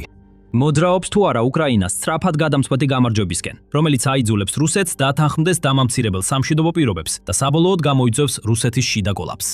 თუ ზელენსკი და მისი პარტნიორები ევროკავშირსა და დიდ ბრიტანეთში ცინიკურად ანადგურებენ უკრაინელ ხალხს და ეკონომიკას, როცა რაღაც ილუზორულ უკრაინულ გამარჯვებას მისდევენ. უფრო მნიშვნელოვანი კი ისაა, სადამდე მივყავართ ზელენსკის ამ ესკალაციებს. ყველას როგორც ჩანს დაავიწყდა, რომ რუსეთი მსოფლიოში ყველაზე დიდი ბირთვული ძალაა. ამ ძალის არსი სწორედ ისაა, რომ ასეთი მარცხიცხი არ დაუშვას. მაშ, მართლა მზად არიან ევროპელები, რომ ბირთვული თავდასხმის ან რუსეთის მხრიდან სრულმასშტაბიანი ომის გამოცხადების რისკზე წავიდნენ, რაც 100,000-ობით დამატებითი ჯარისკაცის მობილიზებას გულისხმობს. მართლა გარისკავენ საფრანგეთი ან დიდი ბრიტანეთი, რომ ლონდონი ან პარიზი მაგალითად დნიპროს სანაცვლოდ დათმონ და საპასუხო ბირთვული დარტყმები განახორციელონ, თუ რუსეთი რამდენიმე ბირთვულ დათმამდე მივა. ომი მხოლოდ ბომბები და ტყვიები არ არის. ეს დაზვერვაზეცაა დამოკიდებული. არმიები ვერ იმოქმედებენ ბრმად. მათ სჭირდებათ ზუსტი და განახლებული ინფორმაცია, რომ დაგეგმონ შემდეგი ნაბიჯები. მოწინააღმდეგეზე ერთი ნაბიჯით წინ იყვნენ და მოულოდნელობისგან თავი დაიცვან. კონფლიქტები შეიძლება მოიგონ ან წააგონ იმის მიხედვით, თუ რამდენად კარგად აგროვებს და იყენებს თითოეული მხარე მონაცემებს. და ეს არის ის, რაც უკრაინამ განსაკუთრებულად კარგად იცის. ეს არის მიზეზი, რის გამოც კიევის ძალებმა სამიზნედ აირჩიეს რუსეთის სადაზვერვო საშუალებები. მათ შორის არა მხოლოდ სახმელეთო რადარის სადვურები, არამედ საჰაერო ადრეული გაფრთხილების და მართვის თვითმფრინავებიც. ხოველი დარტყმით უკრაინა ანადგურებს რუსეთის თვალებს ცაში და არაფერია, რაც რუსეთის პრეზიდენტ ვლადიმირ პუტინს შეუძლია გააკეთოს, რომ ეს შეაჩეროს. ამის ნაცვლად მას უწევს უყუროს, როგორ სისტემატურად ნადგურდება მისი საჰაერო ადრეული გაფრთხილების და მართვის AEW და AEW&C ფლოტი. ამას უზარმაზარი მნიშვნელობა აქვს, რადგან AEW და AEW&C სისტემები განსაკუთრებულად მნიშვნელოვანია თანამედროვე ომში. ისინი ფაქტობრივად მოქმედებენ როგორც მფრინავი რადარის სადგურები, რომლებიც უზრუნველყოფენ მტრის საფრთხეების 360 გრადუსიან გრძელ მანძილზე აღმოჩენას აერში, ზღვაზე და ხმელეთზე. მათ შეუძლიათ სამიზნეების დაფიქსირება ასობით მილის დაშორებიდანაც კი აფრთხილებენ სახმელეთო ჯგუფებს და აძლევენ მათ საკმარის დროს შემოსული თავდასხმებისთვის მოსამზადებლად, რათა მიიღონ თავდაცვითი ზომები ან გაამაგრონ თავდაცვა. ეს თვითმფრინავები ასევე ასრულებენ საჰაერო სარდლობის ცენტრების ფუნქციას. აგროვებენ და ენდა ავრცელებენ რეალურ დროში ინფორმაციას, რომელიც საჭიროა საკუთარი გამანადგურებლებების კოორდინაციისთვის, ზუსტი სარაკეტო დარტყმებისა და დაბომბვების განსახორციელებლად და რთული საბრძოლო სივრცეების სამართავად. მოკლედ რომ თქვათ, ისინი წარმოუდგენლად ფასეულნი არიან, რადგან უზრუნველყოფენ რეალურ დროში მონაცემებს და საერთო საბრძოლო ვითარების ხედვას, რაც ნებისმიერ თანამედროვე არმიას წარმატებისთვის სჭირდება. და რუსეთი ძლიერ ეყრდნობა ერთ კონკრეტულ თვითმფრინავს AEW და AEW&C საჭიროებების დასაკმაყოფილებლად ბერიվ A-50-ს. იგი შეიქმნა როგორც ტუპოლევ Tu-26-ის მემკვიდრე, რომელიც საბჭოთა შეიარარებულ ძალებში 1960-იან წლებში შევიდა ექსპლუატაციაში. ბერიվ A-50 მიმა პირველი ფრენა 1978 წელს შეასრულა და რამდენიმე წლის შემდეგ 1985-ში შევიდა ექსპლუატაციაში. მისი კონსტრუქცია ილიუშინის Tu-66 სატრანსპორტო თვითმფრინავზეა დაფუძნებული და გამოირჩევა შთამბეჭდავი ტექნიკური მახასიათებლებით. ფრენის მაქსიმალური სიმაღლე 40,000 ფუტია, მოქმედების რადიუსი 4000 მილის აღემატება, ხოლო ფრენის ხანგრძლივობა დაახლოებით 6 საათს შეადგენს, თუმცა ეს შეიძლება გაიზარდოს ჰაერში სათვავის შევსებით. თვითმფრინავის ყველაზე გამორჩეული მახასიათებელია მისი 30 ფუტის სიგანის როტოდომი, რომელიც ფიუზელაჟის ზედა ნაწილზეა მოთავსებული და მასში განთავსებულია დიდი სადაზვერვო რადარის სისტემა. მეცახელად, SOCO წოდებული ეს რადარი აძლევს A-50 საშუალებას დაათვალიეროს გარემო და აღმოაჩინოს საჰაერო სამიზნეები 650 კილომეტრის მანძილზე, ხოლო სახმელეთო სამიზნეები 300 კილომეტრის დაშორებით. A-50-ს ასევე აქვს შესაძლებლობა ერთდროულად გადაუგზავნოს სამიზნე მონაცემები 12-მდე საკუთარ გამანადგურებელს. მაგალითად, მას შეუძლია მიაწოდოს ზუსტი მდებარეობის მონაცემები უკრაინულ ობიექტებზე ახლო მდებარე დარტყმის თვითმფრინავებს, რაც მათ საშუალებას აძლევს დაარტყან ამ ობიექტებს ისე, რომ საკუთარი შიდა რადარის გამოყენებაც კი არ დასჭირდეთ. საბჭოთა კავშირის ბოლო წლებში წელიწადში 5-მდე ასეთი თვითმფრინავი მზადდებოდა, ხოლო კავშირის დაშლის დროისთვის სულ 40-ზე მეტი იყო დამზადებული. მას შემდეგ წარმოება შეწყვდა, თუმცა კრემლმა მომავალში მეტი A-50-ის წარმოებაზე ისაუბრა და წლების განმავლობაში არსებული თვითმფრინავები გაახლებინა, აღჭურვა ახალი კომპიუტერებითა და ავიონიკის სისტემებით, რათა ისინი თანამედროვე სტანდარტებს შეესაბამებოდეს. ამგვარად, მიუხედავად იმისა, რომ უკვე რამდენიმე ათეული წლისაა, A-50 კვლავაც შედარებით ეფექტურ და შესაძლებლობებით აღჭურვილ AWNC თვითმფრინავად რჩება და თავისი ღირებულება კრემლის ძალებისთვის არაერთხელ დაუმტკიცებია. მაგალითად, ის ჩეჩნეთის ორივე ომის დროს ჩეჩნეთის თავზე დაფრინავდა და გააუმჯობესა რუსეთის ეფექტიანობა მოკლეხნიან რუსეთ-საქართველოს ომსა და სირიის სამოქალაქო ომში. ამიტომაც არავის გაჰკვირვებია, რომ რუსეთმა უკრაინაში შეჭრისას კიდევ ერთხელ დაეყრდნო A-50-ს. კრემლის სარდლები იმედოვნებდნენ, რომ ეს გამოცდილი და სანდო საჰაერო რადარის თვითმფრინავები დაეხმარებოდათ უკრაინული თვითმფრინავებისა და საზენიტო რაკეტების წინააღმდეგ ბრძოლაში. ასევე მიაწვდიდნენ აუცილებელ სამიზნე მონაცემებს ქვეყნის კინეტიკური დართვმის კამპანიებისთვის. საწყის ეტაპზე ყველაფერი გეგმის მიხედვით მიდიოდა, მაგრამ უკრაინა არ აპირებდა უბრალოდ ხელდაკრეფილი მჯდარიყო და რუსეთს მის ოპერაციებზე ცაში თვალთვალი და ჯაშუშობა ეძლია. კიევის სარდლებმა კარგად იცოდნენ, რამდენად მნიშვნელოვანი როლი ეკავათ ამ ადრეული გაფრთხილების თვითმფრინავებს და როგორც კი ამის საშუალება მიეცათ, დაიწყეს მათი განადგურების დაგეგმა. განსაკუთრებით კი მოდერნიზებულ A-50U მოდელებზე გაამახვილეს ყურადღება. რუსეთს გავრცელებული ინფორმაციით ომი სულ 8 ასეთი თვითმფრინავით ჰქონდა დაწყებული. ერთ-ერთი მათგანი ომის დაწყებიდან ზუსტად 1 წელიწადში, 2023 წლის 26 თებერვალს მწყობრიდან გამოვიდა. იმ დროს გავრცელდა ინფორმაცია, რომ პარტიზანულმა ჯგუფმა ბელარუსის უსაფრთხოების ძალების ასოციაციამ დრონით თავდასხმა განახორციელა და მინსკთან ახლოს მდებარე ავიაბაზაზე A-50 ტიპის თვითმფრინავი დააზიანა.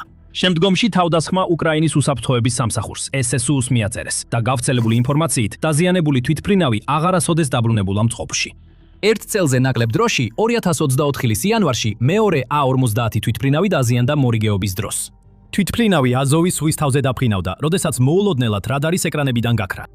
მალე გავრცელდა ცნობები, რომ რუსული Su-30 თვითმფრინავი ავრცელებდა ინფორმაციას უცნობი თვითმფრინავის შესახებ, რომელიც ცეცხლში გაეხვა და იძულებით დაჯდა. შემდგომში გაირკვა, რომ ეს იყო უკრაინის მიერ საგულდაგულოდ დაგეგმილი და სრულყოფილად შესრულებული თავდასხმის საბოლოო შედეგი, რომელიც რეალურად რამდენიმე კვირით ადრე დაიწყო. ანალიტიკოსების თქმით, უკრაინის საჰაერო ძალებმა განზრახ მიზანში ამოიღეს და მწყობრიდან გამოიყვანეს რუსული რადარის სადგურები ყირიმის მასშტაბით. პასუხად რუსებს მოუწიათ A-50-ის ამ რაიონში გადაყვანა, რაც მას უკრაინის საზენიტო სარაკეტო დანადგარის მოქმედების არეში მოაქცია. შემდეგ დანადგარმა ესროლა A-50-ის, რის შედეგადაც ის წყლის საფლავში აღმოჩნდა. მოკლედ კიევის ძალებმა ჭკვიანურად დაგეგმეს მახე, რომელშიც რუსული თვითმფრინავი პირდაპირ გაება და ამით ისინი არ დაკმაყოფილდნენ. მხოლოდ ერთი თვის შემდეგ, 23 თებერვალს უკრაინულმა წყაროებმა კიდევ ერთი A-50-ის განადგურება გაავრცელეს. კიდევ ერთხელ, ეს გავრცელებული ინფორმაციით აზოვის ზღვის თავზე მოხდა, რუსეთის კრასნოდარის მხარის მახლობლად. საბჭოთა ეპოქის შორ მანძილზე მოქმედმა SS-200-ის სარაკეტო სისტემამ თვითმფრინავს ესროლა, რამაც იმდენი ზიანი მიაყენა, რომ ის ციდან ჩამოვარდა და ბორტზე მყოფი 10 რუსი, მათ შორის რამდენიმე მაღალი რანგის ოფიცერი, დაიღუპა. უკრაინამ მომდევნო კვირებში ზეწოლა შეინარჩუნა. 2024 წლის მარტის დასაწყისში უკრაინამ დრონით დაარტყა ცნობილ AA-50-ის სარემონტო ობიექტს, ტაგანროგის საავიაციო ქარხანას. ობიექტის სატელიტურმა სურათებმა ნათლად აჩვენა დაზიანება ერთ-ერთ ჰანგარზე, სადაც AA-50-ები და სხვა სპეციალიზებული თვითმფრინავები ინახება. დამატებითი დეტალები არ გავრცელებულა, მაგრამ სრულიად შესაძლებელია, რომ ერთ ან მეტ თვითმფრინავს დაზიანება მიეღო თავდასხმის დროს. 2025 წლის ივნისში უკვე შემცირებულ A-50-ის ფლოტს კიდევ ერთი გამანადგურებელი დარტყმა მიადგა, ლეგენდარული ოპერაცია ობობის ქსელის დროს, რომელიც უკრაინის ერთ-ერთი ყველაზე დიდი და წარმატებული დრონების შეტევა იყო რუსეთის ტერიტორიაზე. იმ დროს თავდასხმასთან დაკავშირებული უმეტესობა სათაური ყურადღებას ამახვილებდა იმაზე, რომ უკრაინას თითქოს და კრემლის ბომბდამშენების ფლოტის მესამედამდე ჰქონდა განადგურებული. ერთი შედარებით მცირე, მაგრამ მაინც სასიცოცხლოდ მნიშვნელოვანი დეტალი დიდწილად შეუმჩნეველი დარჩა. ბომბდამშენებთან ერთად უკრაინის დრონებმა ოპერაციის დროს არაერთ, არამედ 2 სხვადასხვა A-50-საც წარმატებით დაარტყეს. რამდენიმე ჟურნალისტმა და სამხედრო ექსპერტმა ეს ამბავი გაავრცელა. მათ შორის სატელიტური სურათები და ვიდეოებიც გააზიარეს, იმის დასამტკიცებლად, რომ 2 თვითმფრინავს სერიოზული დაზიანება ჰქონდა მიღებული, განსაკუთრებით მათი რადარის გუმბათის ნაწილში. 50-ების სისტემური განადგურება 2025 წლის ნოემბერშიც გაგრძელდა, როდესაც უკრაინამ კიდევ ერთი მასშტაბური დარტყმა განახორციელა, რომელიც რამდენიმე სტრატეგიულ რუსულ სამხედრო და სამრეწველო ობიექტს მიემართებოდა. ეს იყო მასშტაბური მისია, რომელსაც რაკეტოვანი ძალების და артиლერიის დანაყოფები, სპეციალური ოპერაციების ძალები, საზღვაო სანაპირო სარაკეტო დანაყოფები და უკრაინის უპილოტო სისტემების ძალები ასრულებდნენ. ერთად სარაკეტო დრონებისა და ნეპტუნის ფრთოსანი რაკეტების კომბინაციით ამ ძალებმა კიდევ ერთხელ დაარტყეს ტაგანროგის AA-50-ის სარემონტო ობიექტს. ადგილზე რამდენიმე აფეთქება და ხანძარი დაფიქსირდა, რაც უდავოდ შეაფერხებდა ნებისმიერ მიმდინარე სარემონტო, ტექნიკური მომსახურების ან მოდერნიზაციის სამუშაოებს იმ დროისთვის დარჩენილ AA-50-ებზე ამ ტერიტორიაზე. 2026 წლის მარტში უკრაინამ კვლავ განახორციელა შეტევა ამ კონკრეტულ თვითმფრინავზე. ზუსტად 17 მარტს უკრაინულმა ძალებმა დაარტყეს 123-ე საჰაერო ხომალდების სარემონტო ქარხანას სტარაია რუსაში, ნოვგოროდის რეგიონში. ზუსტად ისე როგორც ტაგანროგის ობიექტი, ეს ადგილიც მნიშვნელოვანი სამხედრო ინფრასტრუქტურაა, სადაც სხვადასხვა თვითმფრინავების შეკეთება, მოდერნიზაცია და მოვლა მიმდინარეობს. სატელიტური სურათები დადგინდა, რომ იმ დროს აეროდრომზე მინიმუმ 9 Il-76 ტიპის სატრანსპორტო თვითმფრინავი იდგა. ეს ის თვითმფრინავებია, რომლებმაც A-50-ის დიზაინის საფუძველი შექმნეს. საცხის ანგარიშება აღნიშნეს, რომ ტექნიკური მომსახურების ჰანგარს აშკარად დაზიანება ჰქონდა მიღებული. და 20 მარტს უკრაინის შეიარაღებული ძალების გენერალურმა შტაბმა ტელეგრამის პოსტში დაადასტურა, რომ თავდასხმის შედეგად კიდევ ერთი A-50 დაზიანდა. დადასტურებულია ზიანის მიყენება A-50 შორეული რადიოლოკაციური აღმოჩენის თვითმფრინავზე. ის ტექნიკური მომსახურებისთვის საწარმოს ტერიტორიაზე იმყოფებოდა და შესაძლოა მოდერნიზაციას ელოდებოდა. ეხლა, სანამ ამ თავდასხმების უფრო ფართო გავლენებსა და იმას განვიხილავთ, რას ნიშნავს ეს ყველაფერი რუსეთისა და უკრაინის პერსპექტივებისთვის მომავალში, თუ ასეთი ანალიზი გსურთ უფრო ხშირად მიიღოთ, აუცილებლად გამოიწერეთ სამხედრო შოუ. ჩვენ ყოველ კვირას ასე ვაანალიზებთ ყველაფერს. მიმდინარე ანგარიშები განსხვავდება იმაზე, თუ რამდენი მოქმედი E-50 ტიპის თვითმფრინავი დარჩა რუსეთს, მაგრამ ყველაზე ოპტიმისტური შეფასებებიც კი მიუთითებს, რომ ასეთი თვითმფრინავები მხოლოდ რამდენიმეა დარჩენილი. მართლა, რუსეთის სტრატეგიებისა და ტექნოლოგიების ანალიზის ცენტრი, KASIS ანალიტიკური ცენტრი, აცხადებს, რომ ნებისმიერ მომენტში არ არის 4-ზე მეტი A-50 ტიპის თვითმფრინავი ხელმისაწვდომი. ეს დიდი რაოდენობა არ არის და არც კი ახლოსა იმასთან, რომ რუსეთმა სრულად უზრუნველყოს საკუთარი ტერიტორიის, ან უკრაინის იმ რეგიონების დაფარვა, სადაც მისი ძალები კვლავ იმყოფებიან. ყოველჯერზე, როცა A-50 განადგურებულია, ან თუნდაც დროებით გამოყვანილია მცხოვრიდან, ეს კრემლის ძალებისთვის სერიოზულ უკუსლას ნიშნავს, რადგან მიუხედავად იმისა, რომ ეს თვითმფრინავები შედარებით ძველია, ისინი განსაკუთრებულად მნიშვნელოვანია. ამ თვითმფრინავებმა კონფლიქტის განმავლობაში რუსულ ძალებს უზარმაზარი რაოდენობის მნიშვნელოვანი სადაზვერვო ინფორმაცია მიაწოდეს. მათ კრემლის ჯარებს დაეხმარნენ სწრაფად გამოეხმაურონ საჰაერო საფრთხეებს, გაანეიტრალონ უკრაინული დრონები და რაკეტები და კოორდინაცია გაუწიონ საკუთარ შეტევებს უკრაინის ობიექტებსა და ინფრასტრუქტურაზე. და რადგან ისინი იშვიათია, ძვირად ღირებული, თითოეული ერთეული დაახლოებით 350 მილიონი დოლარი ღირს და მათი წარმოება აღარ ხდება, თითოეული დანაკარგი ბევრად უფრო მნიშვნელოვანია. მართლა სამხედრო თვალსაზრისით A-50-ის განადგურება უბრალოდ მტრის ჩვეულებრივი თვითმფრინავის განადგურებას არ გავს. ეს უფრო გავს უზარმაზარი სარდლობისა და მართვის ხომალდის განადგურებას. მოულოდნელად მტერი კარგავს რადარის დაფარვის დიდ ნაწილს. მთელი რეგიონები ბნელდება, დაზვერვის უწყვეტი ნაკადი წყდება და უამრავი რესურსი, ჯარის კონცენტრაცია და ინფრასტრუქტურის ობიექტები მოულოდნელად კარგავს ერთ-ერთ ყველაზე მნიშვნელოვან ცველს, რომელიც მათ ციდან იცავდა. შედეგები უზარმაზარია. 50-ები ბევრად უფრო შორს ხედავენ, ვიდრე უმეტესობა მიწაზე დაფუძნებული რადარის სისტემებისა, მაგალითად, რადგან ისინი ასეთ მაღალ სიმაღლეზე მუშაობენ. ამ თვითმფრინავებიდან თუნდაც ორის დაკარგვა ბევრად ართულებს რუსეთისთვის ცის სკანირებას, შემომავალი თვითმფრინავების, რაკეტების ან დრონების ნიშნების დასაფიქსირებლად. როდესაც რესურსები ნაკლებია, კრემლის მეთაურებს ასევე უწევთ რთული კითხვების გადაწყვეტა, თუ როგორ გამოიყენონ დარჩენილი შესაძლებლობები ყველაზე ეფექტურად. როდესაც ერთი თვითმფრინავი ზიანდება ან ნადგურდება, მათ შეიძლება მოუწიოთ სხვა თვითმფრინავის გადაყვანა მის ადგილას. თუმცა ასე მოქცევისას ისინი გარდაულად გახსნიან სხვაგან სუსტ წერტილებს, რომლებსაც უკრაინა გამოიყენებს. ეს კლასიკური გამოუვალი მდგომარეობაა. რუსეთი ზარალობს, რაც არ უნდა გააკეთოს. მარტივი პასუხები არ არსებობს, არც გვერდის ავლის გზები. ნიშნულოვანია გვახსოვდეს ისიც, რომ მაშინაც კი თუ უკრაინა ამ თვითმფრინავებს არ აზიანებს ან ანადგურებს, ისინი მაინც სულაც არ არიან ახალი. მაშინაც კი თუ დარჩენილი თვითმფრინავები უნებელია, მათ პერიოდულად მაინც სჭირდებათ ტექნიკური მომსახურება. ეკიპაჟებს დასვენება სჭირდებათ, თვითმფრინავებს საწვავის შევსება და ასე შემდეგ. შესაძლოა სწორედ ამიტომ უკრაინის ძალებმა თავიანთი შეტევების ნაწილი იმ ადგილებზე მიმართეს, სადაც ეს თვითმფრინავები ხშირად ინახება, როცა არ გამოიყენება. ეს არა მხოლოდ შესაძლებლობას იძლევა დააზიანონ ან თუნდაც გაანადგურონ იქ მყოფი თვითმფრინავები, არამედ არღვევს იმ ძირითად ინფრასტრუქტურასაც, რომელიც აუცილებელია ამ თვითმფრინავების ჰაერში შესანარჩუნებლად, საწვავით შესავსებად და ფუნქციონირებისთვის. და რაც უფრო მეტ A-50-ის დაკარგავს რუსეთი, მით უფრო ფრთხილი გახდება იმ რამდენიმე ძვირფასი თვითმფრინავის მიმართ, რაც კიდევ დარჩა. დიდი ალბათობით კრემლის სარდლები ამ თვითმფრინავებს მომავალში უფრო იშვიათად გამოიყენებენ. ეს მხოლოდ რუსეთის საერთო რადარის დაფარვასა და თავდაცვით შესაძლებლობებზე არ აისახება უარყოფითად, არამედ მის შეტევით შესაძლებლობებზეც ახდენს ნეგატიურ გავლენას. რადგან მიუხედავად იმისა, რომ A-50-ები თავად ბომბებს არ აგდებენ და რაკეტებს არ ისვრიან, ისინი აწვდიან იმ მონაცემებს, რომელზეც რუსული დამტყმელი თვითმფრინავები ეყრდნობიან სამიზნეების აღმოჩენისად და ზუსტი მდებარეობის დასადგენად. A-50-ების დახმარების გარეშე იმავე თვითმფრინავებს შეიძლება მოუწიოთ, უფრო მეტად დაეყრდნონ საკუთარ რადარებს ან მიწის კონტროლის ჯგუფებს, რაც მათ დამატებით საფრთხეში აგდებს და ამავდროულად ამცირებს მათ ეფექტურობას. ეს ყველაფერი არ ნიშნავს, რომ რუსეთი სრულიად ბრმაა. მას ჯერ კიდევ აქვს სახმელეთო რადარები, გამანადგურებლების რადარები, თანამგზავრები და სხვა სადაზვერვო სისტემები, რომლებიც ინფორმაციის შეგროვებაში ეხმარება. მაგრამ მის კარგალს შეიძლება ითქვას თავის ყველაზე მნიშვნელოვან და შორს მხედველ თვალებს ცაში. და ეს არის პრობლემა, რომელსაც როგორც ჩანს, კრემლს არ აქვს გადაწყვეტა. ქვეყანა მისაუბრა A50 ტიპის თვითმფრინავების წარმოების განახლებაზე, მაგრამ როგორც ჩანს, ვერ შეძლო ამისთვის საჭირო თანხებისა და რესურსების მოძიება, რაც სავარაუდოდ მის ამჟამინდელ ეკონომიკურ პრობლემებს უკავშირდება. რუსეთი ასევე ამაყობდა თავისი მოძველებული 50-ის ფლოტის მოდერნიზაციისა და განახლების პროგრამებით, მაგრამ მისი ახალი და გაუმჯობესებული 50U-ები აშკარად საკმარისად ძლიერი არ არის უკრაინული დრონებისა და რაკეტების დარტყმების წინააღმდეგ, რადგან რამდენიმე მათგანი უკვე განადგურებულია. კრემლმა ასევე სცადა, მაგრამ ვერ შეძლო A50-ის მემკვიდრის A100-ის შექმნა. იგი უნდა ჩანაცვლებოდა E50-ის ეტაპობრივად უფრო თანამედროვე რადარის თვალთვალის ტექნოლოგია, უფრო ძლიერი ძრავები და უახლესი ელექტრონული ომის სისტემა უნდა ქონოდა.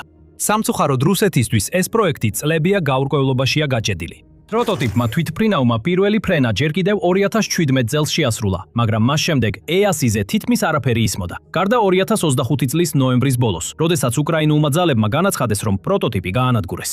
მოსკოვის სულ უფრო სასუწარკვეთილი ხდება და უკვე წამოაყენა იდეა. შეიქმნა სრულიად ახალი ჰიბრიდული თვითმფრინავი, რომელიც თეორიულად გააერთიანებს საჰაერო მეთვალყურეობას, საზღვაო პატრულირებას, დაზვერვასა და წყალქვეშა ნავების წინააღმდეგ ბრძოლას ერთ მრავალფუნქციურ პლატფორმაში. გაჟონილი დოკუმენტების მიხედვით, რომლებიც ბერიოვიდანაა, იგივე კომპანია, რომელმაც A50 შექმნა, ეს ახალი თვითმფრინავი B200-ზე იქნება დაფუძნებული. ამფიბიური რეაქტიული თვითმფრინავი, კიდევ ერთი რუსული თვითმფრინავი რთული წარსულით. თუმცა დოკუმენტებიდან ასევე ჩანს, რომ რუსეთს უბრალოდ არ აქვს საჭირო კომპონენტები ამ თვითმფრინავების დასამზადებლად, რადგან მათთვის საჭირო ძრავები უკრაინაში იწარმოება და მოსკოვს ადგილობრივი ანალოგის შექმნა არ შეუძლია.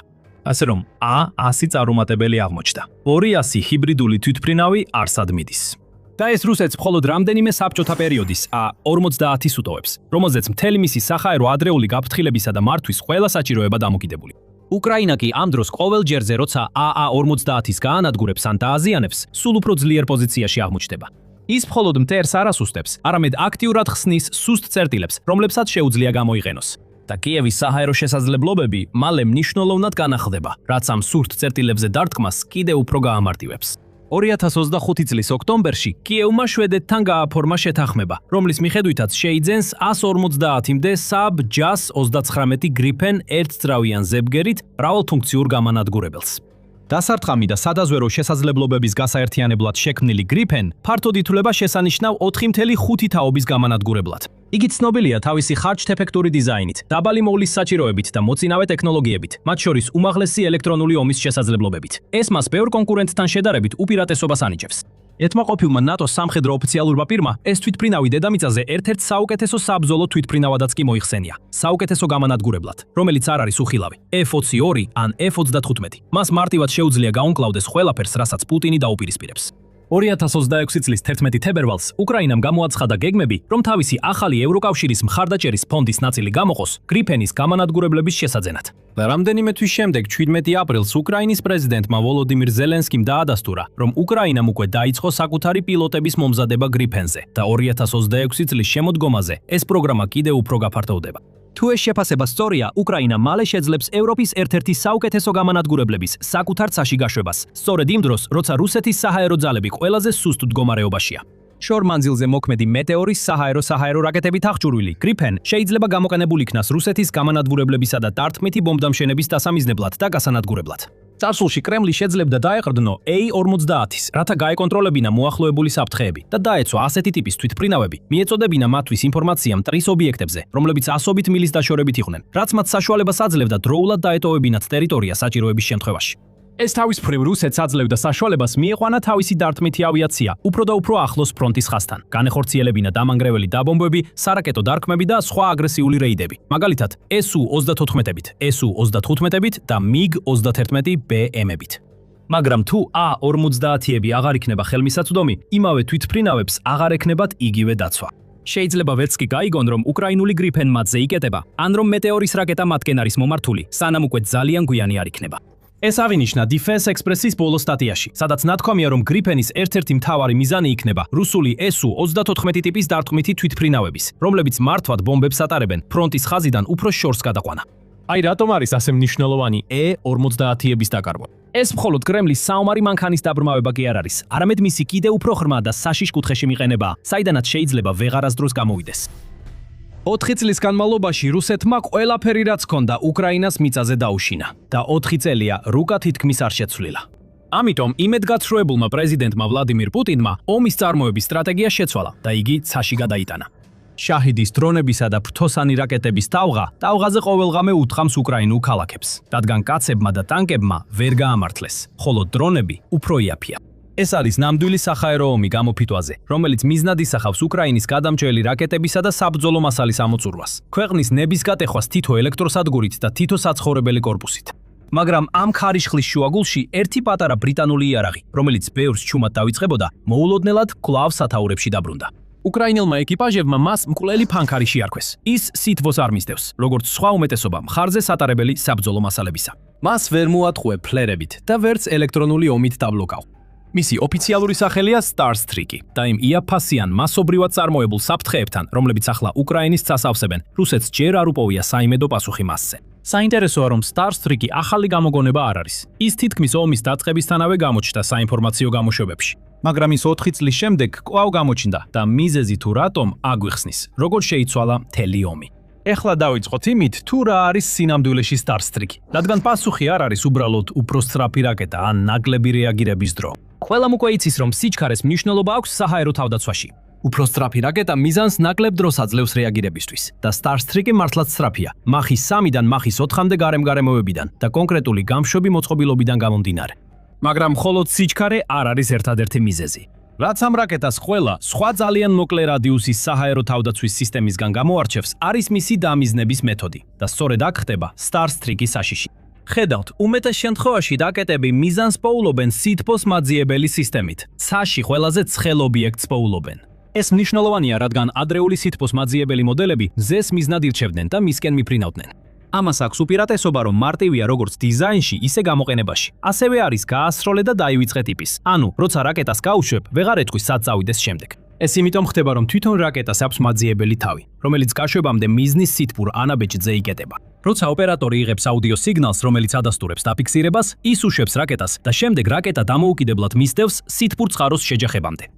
ოპერატორს შეუძლია მაშინვე გადაადგილდეს, როგორც კი რაკეტა ტოვებს მილის ლუას, რაც ძალიან სასარგებლოა. ეს ოპერატორებს სიცოცხლეს უნარჩუნებს. ეს მეთოდი სწრაფია და გაშვების შემდეგ აღარავის ჭირდება სამიზნის თვალთვალი, მაგრამ თუ რაკეტას სითბოს მისდევს, შეგიძლია მისთვის უფრო ცხელი ობიექტი შესთავაზო, რომ მას მისდიოს. და ეს რაღაც შეიძლება იყოს თერმული ხაფანგები, რომლებიც თანამედროვე თვითმფრინავებს სტანდარტულად აქვთ აღჭურვილობაში. დაამატე თანამედროვე ინფრაწითელი საწინააღმდეგო საშუალებები და მკვეთრი მანევრი სწორ დროს და ეს გარანტირებული განადგურება მონეტის აგდებად იქცევა. Starstreak-ი სწორედ იმისთვის შეიქმნა, რომ ეს ყველა ტირები უგულებელყოს. ამის ნაცვლად, მთელი გამშვები ლაზერული სხივით მართვის სისტემას იყენებს.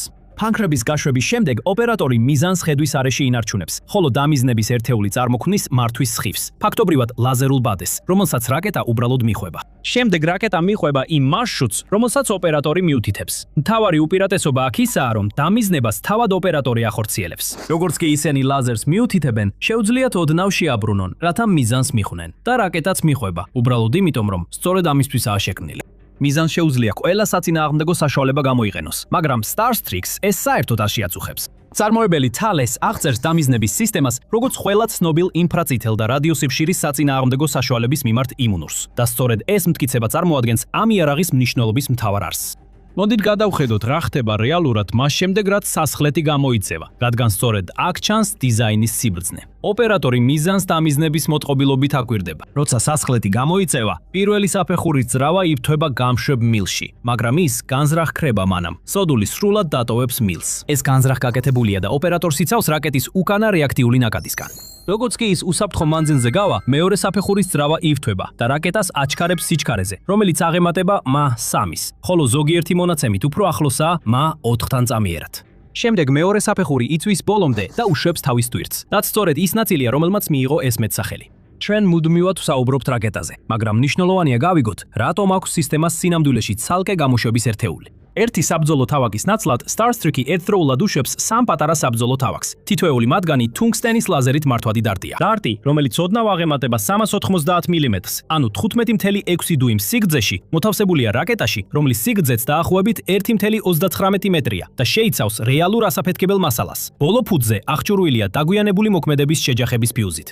ეს ფიუზი ისეა შექმნილი, რომ დარტი ჯერ გაარღვევს სამიზნარღვევს სამიზნის ჭავშას. აფეთქდება შიგნით, კონსტრუქციებში ან ტანკების გამაგრებული საფარის მიღმა. თითოეულ დარტს ასევე აქვს მცირე ასაფეთქებელი მუხტი, რომელიც რაკეტის რეალური შეჯახებისას შრაპნელს ყველა მიმართულებით აფქორს. და რადგან ერთდროულად 3 მათგანი ისრება, პირდაპირი მოხვედრის შანსი მნიშვნელოვნად იზრდება და მიყენებული ზიანი შეიძლება საკმარისი იყოს საფრენი აპარატის ჩამოსაგდებად. 3 მართვადი ვოლფრამის დარტი, რომლებიც მახის 3-ზე მეტ სიჩქარით მოძრაობენ, სრულიად შეუძლია გაანადგუროს ვერტმფრენის როტორის სისტემა ან საწვავის სისტემა. ვერტმფრენები და ნაკლებად თვითმფრინავები სწორედ ის ტიპის სამიზნეა, რომლის გასანადგურებლადაც Starstreak-ი შეიქმნა და სწორედ ასე გამოიყენებოდა თავდაპირველად. 2022 წლის აპრილის დასაწყისში, სულ რამდენიმე დღეში მას შემდეგ რაც გაჟღერდა, რომ ეს სისტემა უკრაინაში შექონდათ, სამხედროებმა გაავრცელეს კადრები, სადაც ჩანს, როგორ ხდება რუსულ Mi-20 8 საბრძოლო ვერტმფრენს დარტყმა ლუგანსკის რეგიონში. მისი კუდის ბუმი მთლიანად მოწყდა, როცა ვერტმფრენი ხეების წვერებზე გადაფრინდა. დიდი ბრიტანეთის თავდაცვის სამინისტროს წყარომ Times განუცხადა, რომ ვიდეოში დიდი ალბათობით Starstreak-ის მოქმედებაა ასახული და ეს იყო პირველი შემთხვევა, როცა ამ რაკეტით რუსული საფრენი აპარატი ჩამოაგდეს. ვერტმფრენის ეკიპაჟი გავრცელებული ინფორმაციით გადარჩა. საინტერესოა, რომ მიუხედავად იმისა, რომ ბრიტანეთის თავდაცვის სამინისტრომ და თავდაცვის ანალიტიკოსებმა, რომლებმაც კადრები შეისწავლეს, ეს ჩამოგდება Starstreak-ს მიაწერეს, ეს იყო შეფასება დარტყმის ხილული ნიშნების მიხედვით და არა ოფიციალური რუსული დადასტურება. როგორც არ უნდა იყოს, იმ დილისამდე Starstreak-ი იყო პატივცემული, მაგრამ ნაკლებად ცნობილი ბრიტანული სისტემა, რომლის შესახებაც ნატოს გარეთ ბევრმა არაფერი იცოდა. ამის შემდეგ ბევრმა ადამიანმა ძალიან სწრაფად გამოიჩინა ინტერესი. ეხლა Starstreak-ს რამდენიმე ფორმა აქვს და პლატფორმა ისეთივე მნიშვნელოვანია, როგორც რაკეტა. მისი ყველაზე მარტივი ფორმა მხრიდან გასაშვებია. ეს იდეალურია, ერთი გადამზადებული ოპერატორისთვის, რომ სწრაფად აათხოს და მზად იყოს გასროლისთვის რამდენიმე წამში. გაანეიტრალოს საფრთხე თითქმის ნებისმიერი პოზიციიდან და მაშინვე შეიცვალოს ადგილმდებარეობა, რაც მას მაქსიმალურ მოქნილობას აძლევს. მაგრამ ის ასევე შეზღუდულია იმავე გზით, როგორც ნებისმიერი მხრიდან გასაშვების სისტემა. ერთი ოპერატორი ერთი გამშვებით მხოლოდ მტრის შესაძლო შეტევის ვექტორების ვიწრო ნაწილს ფარავს. სტანდარტული ფორმაა მსუბუქი მრავალჯერადი გამშვები, რომელიც 3 რაკეტას ინახავს გასროლისთვის მზად. ასე რომ, ოპერატორს შეუძლია 3 მიზანს მიყოლებით ესროლოს გადატენვის გარეშე. გარდა ამისა, ეს ვერსია შეიძლება დამონტაჟდეს Land Rover-ზე ან მსგავს მანქანაზე მცირე მოდიფიკაციით. მაგრამ ვერსია, რომელიც ეხლა ყველაზე საინტერესო საქმეს აკეთებს უკრაინაში, არის Stormer HVM. Stormer-ი არის ბრიტანული მუხლუხებიანი ჯავშან მანქანა, რომელიც სპეციალურად ძალიან მოკლე მანძილზე საჰაერო თავდაცვისთვის არის ადაპტირებული. მას აქვს 8 Starstreak-ის რაკეტა, რომლებიც მზიძმზადაა გასაშვებად სახურავზე დამონტაჟებულ გამშვებზე. კიდევ 12 კი კორპუსის შიგნით ინახება და მას მართავს 3-კაციანი ეკიპაჟი. გამშვებზე დამონტაჟებულია მოწყობილობა, რომელსაც ქვია საჰაერო თავდაცვის გამაფრთხილებელი მოწყობილობა. ინფრაწითელი სკანერი და პროცესორი, რომელიც აფიქსირებს მოახლოებულ საჰაერო საფრთხეებს, ანიჭებს მათ პრიორიტეტს და ავტომატურად იარაღის სამიზნე სისტემას სამიზნეზე მიმართავს. ეს ბოლო შესაძლებლობა უფრო მნიშვნელოვანია, ვიდრე შეიძლება მოგეჩვენოთ, რადგან ძალიან მოკლე რადიუსის საჰაერო თავდაცვაში ყველაზე რთული პრობლემა, როგორც წესი, საერთოდ არავის გადაჯერა. ეს არის აღმოჩენა. დაბალ სიმაღლეზე მფრენი საფრთხეები და განსაკუთრებით პატარა დრონები შეიძლება იყოს ძალიან პატარა, ჩუმი, სწრაფი და რელიეფით დაფარული. ეკიპაჟი, რომელიც ვერ იგებს, რომ სამიზნე იქ არის, სანამ ის უკვე თავზე არ გადაუფრენს, ბრძოლას დაწყებამდე წაგებული აქვს. გაფრთხილების მოწყობილობა არსებობს იმისთვის, რომ ეკიპაჟს მისცეს ის რამდენიმე წამი, რაც სჭირდება სამიზნის პოვნას, თვალთვალსა და სროლას. Stormer-ი ეკიპაჟს ასევე აძლევს ჯავშანს, მოძრაობას და შესაძლებლობას, რომ ბრძოლებს შორის გადაადგილდეს. მარტო მდგომი ოპერატორი მინდორში სამიზნედ იქცევა პირველივე გასროლის შემდეგ. Stormer-ის ეკიპაჟს შეუძლია გაისროლოს და შემდეგ გადაადგილდეს, რასაც არტილერიის ეკიპაჟები გაისროლე და გაეცალეს უწოდებენ. როდესაც უკრაინამ პირველად მიიღო ეს სისტემები, მთავარი საფრთხე იყო ტრადიციული დაბალ სიმაღლეზე მფრენი რუსული თვითმფრინავები და საბრძოლო ვერტმფრენები. მაგრამ 2026 წელს უკრაინის ცა თითქმის აღარ გავს ამას. მაგრამ სანამ ამაზე გადავიდოდეთ, დარწმუნდით, რომ გამოიწერეთ The Military Show. ჩვენ ვაკვირდებით ომისა და გლობალური გეოპოლიტიკის მთავარ მოვლენებს, ასე რომ შეგიძლიათ დარწმუნებული იყოთ, რომ ყოველთვის ინფორმირებული იქნებით მნიშვნელოვან მოვლენებზე. მიწიდან ცისკენ გადავდივართ და ეს არის რუსეთის უახლესი მცდელობა, რომ ნებისმიერი ტიპის ტერიტორია დაფაროს. ახლა რუსეთი ბრძოლის ველს შახედებით ავსებს. ერთმხრივი შეტევის დრონები, ლანსეტის ტიპის ლოიტერინგული საბრძოლო მასალა, ყველა სახის სადაზვერო დრონი, ზალას ტიპის დარტყმითი დრონები, სათუარები, რომლებიც ნამდვილის მსგავსადაა შექმნილი და ფრთოსანი რაკეტები. ეს ყველაფერი სხვადასხვა სიმაღლეზე, სხვადასხვა მარშრუტითა და რაოდენობით შერეულ პაკეტებში მოდის. მიზანი ხშირად ერთი კონკრეტული ობიექტის განადგურება არ არის. მიზანი უკრაინის საჰაერო თავდაცვის გადადვირთვაა. აიძულონ თავდაცვითი პოზიციები გამოავლინონ თავი, ძვირადღირებული ჩამონგდები რაკეტები დახარჯონ იაპ დრონებზე და გახსნან სივრცეების სხვა, უფრო მომაკვდინებელი იარაღისთვის. ეს სრულიად განსხვავებული პრობლემაა, ვიდრე ერთი რუსული ვერტფრენის ხის ხაზის ზემოთ გამოჩენა და უკრაინულმა ძალებმა სტარსტრიკი და სტორმერი ამ გამოწვევისთვის მოარგეს. 1129 ბილასერკვას საზენიტო სარაკეტო პოლკი, სადაც ბილასერკვა ნიშნავს თეთრ ეკლესიას, ერთ-ერთი იმ დანაყოფთაგანია, რომელმაც ეს გარდასახვა განახორციელა. საწყისში პოლკი დასავლური და საბჭოთა ეპოქის სისტემების ნაზავზე იყო აგებული, მაგრამ დოკუმენტირებულია, რომ პოლკი სტორმერ HVM-ებს რუსული დრონების წინააღმდეგ იყენებს, ხოლო უკრაინული ანგარიშები თითოეულ მანქანას ათეულობით ჩამოგდებულ დრონს მიაწერს. ბოლო დროს ეკიპაჟები სტორმერს ახალთაობის ჩამჭერი დრონებთან აერთიანებენ. იაპ, სტრაპ, სპეციალურად შექმნილ კვადროკოპტერებთან და ფიქსირებული ფრთის მქონე მდევნებთან, როგორიცაა უკრაინული სტინგი, რომელიც სპეციალურად შახიდების დასადევნებლად არის შექმნილი. სტორმერის მეთაურმა განაცხადა, რომ სისტემა გამოყენებულია როგორც შახიდების, ასევე სადაზვერვო დრონების, ლანსეთის დარტყმის დრონების და მინიმუმ ერთი ფრთოსანი რაკეტის წინააღმდეგ. ეს სისტემის თავდაპირველი მისიის შესანიშნავი გაფართოებაა. იარაღი, რომელიც შექმნილი იყო ATT-ის ტიპის საბრძოლო ვერტმფრენის ეპოქაში, ახლა გახდა პასუხის ნაწილი დრონების ომზე, რომელიც საერთოდ არ არსებობდა, როცა ის პირველად გამოიყენეს.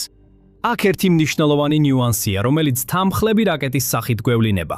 Starstreak-თან ერთად ბრიტანეთი უკრაინას ასევე აწვდის მსუბუქ მრავალფუნქციურ რაკეტას, რომელიც ბრიტანეთის შეიარაღებაში ცნობილია როგორც მართლედი.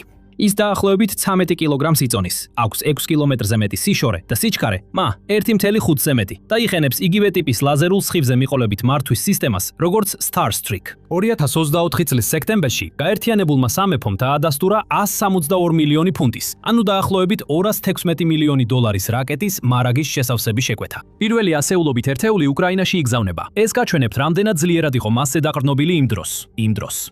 ამ ორ სისტემას შორის მთავარი განსხვავება არის საბრძოლო ნაწილი, სადაც Starstreak იყენებს თავის მძიმე ვოლფრამის ისრებს.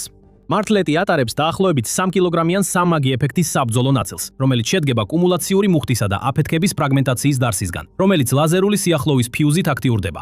პრაქტიკულად Starstreak-ის ისარი უმოწყალოა ვერტმფრენებისა და თვითმფრინავების წინააღმდეგ, სწორედ იმიტომ, რომ აფეთქებამდე აღწევს შიგნით. მაგრამ მცირე დრონის წინააღმდეგ ისრის პირდაპირი მოხვედრა ყოველთვის არ არის ყველაზე საიმედო გზა მიზნის გასანადგურებლად, რადგან პატარა სამიზნე უბრალოდ ძალიან პატარაა, რომ მასში მოხვდე. სამიზნესთან ახლოს აფეთქებადი საბრძოლო ნაწილი, რომელიც ნამსხვრევებს აფრქვევს და აფეთქდება სიახლოვის სენსორით და არა პირდაპირი დარტყმით, ესეთ სამიზნეებზე ბევრად უფრო ეფექტურია. ასე რომ ფაქტობრივად ეს ორი რაკეტა ერთმანეთს სისუსტეებს უფარავს. ერთი შექმნილია იმისთვის, რომ გაანადგუროს დიდი და დაჯავშნული ობიექტი, მეორე კი იმისთვის, რომ გაანეიტრალოს პატარა და რთულად დასაჭერი სამიზნე. რადგან აქ სიმართლეს ვამბობთ, ასევე უნდა განმარტოთ, რას ვერ აკეთებს Starstreak-ი, რაც 2026 წლის ომის პირობებში მნიშვნელოვანია. საკმაოდ სამწუხაროა, რომ Starstreak-ის ყველაზე დიდი მინუსი მის მთავარ უპირატესობაშია ჩადებული და ეს არის ის, რომ მას არ აქვს გაასროლე და დაივიწყე ფუნქცია. ოპერატორს უწევს სამიზნის მუდმივად თვალყურისდევნება გაშვების შემდეგაც, რადგან რაკეტა მიხვება სხივს, რომელსაც ოპერატორი სამიზნეზე ამփოფებს. თუ ოპერატორი სამიზნეს ხედვის არედან დაკარდავს, მართვის სიზუსტე მცირდება. გარდა ამისა, ცაში, სადაც უამრავი პატარა, სწრაფი და ბალის შესამჩნევობის დრონია, რომლებიც მოულოდნელად და არაპროგნოზირებადად მოძრაობენ, ასეთ პირობებში ოპტიკური თვალთვალის უწყვეტად შენარჩუნება მართლაც რთულია.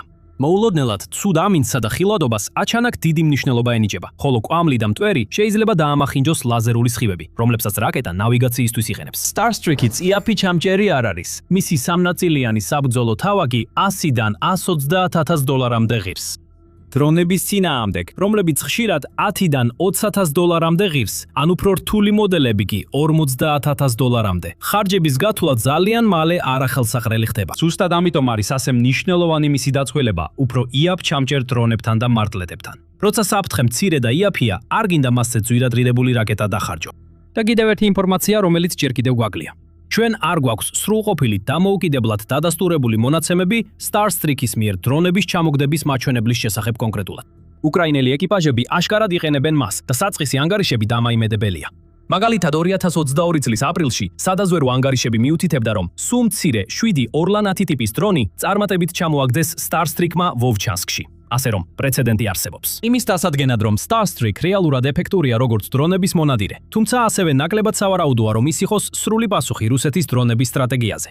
მეორეს მხრივ, არც ერთი რამ არ წარმოადგენს სრულ პასუხს რუსეთის დრონების სტრატეგიაზე თავისთავად. ეს არის ფენოვანი დაცვის მთელი ლოგიკა. რაც უფრო დიდ კითხვამდე გვიყვანს. რატომ გახდა იარაღი, რომელმაც 2022 წლის გაზაფხულზე ყურადღება მიიპყრო და შემდეგ თითქმის გაქრა სიახლეებიდან, მოულოდნელად ისევ აქტუალური 4 წლის შემდეგ? პასუხი თითქმის არაფერ შუაშია რაკეტასთან და თითქმის ყველაფერი უკავშირდება მის გარშემო მიმდინარე ომს. ადგილზე რუსეთის ომი ჩიხში შევიდა. 2026 წლის მაისში რუსულმა ძალებმა მხოლოდ 14 კვადრატული კილომეტრი ტერიტორია დაიკავეს, რაც ყველაზე მცირე თვიური მიღწევაა 2023 წლის ოქტომბრის შემდეგ და ეს მაშინ, როცა თავდასხმების რაოდენობა წინა თვესთან შედარებით 35%-ით მეტი იყო. მეტი შეტევა, ნაკლები წინსვლა. ომის შესწავლის ინსტიტუტის შეფასებით უკრაინულმა ძალებმა ძირითადად შეაჩერეს რუსეთის 2026 წლის გაზაფხულის ზაფხულის შეტევა და რუსეთმა მხოლოდ იმ ტერიტორიის მცირე ნაწილში შეძლო ფეხის მოგიდება, რაც 2025 წლის მაისში აიღო.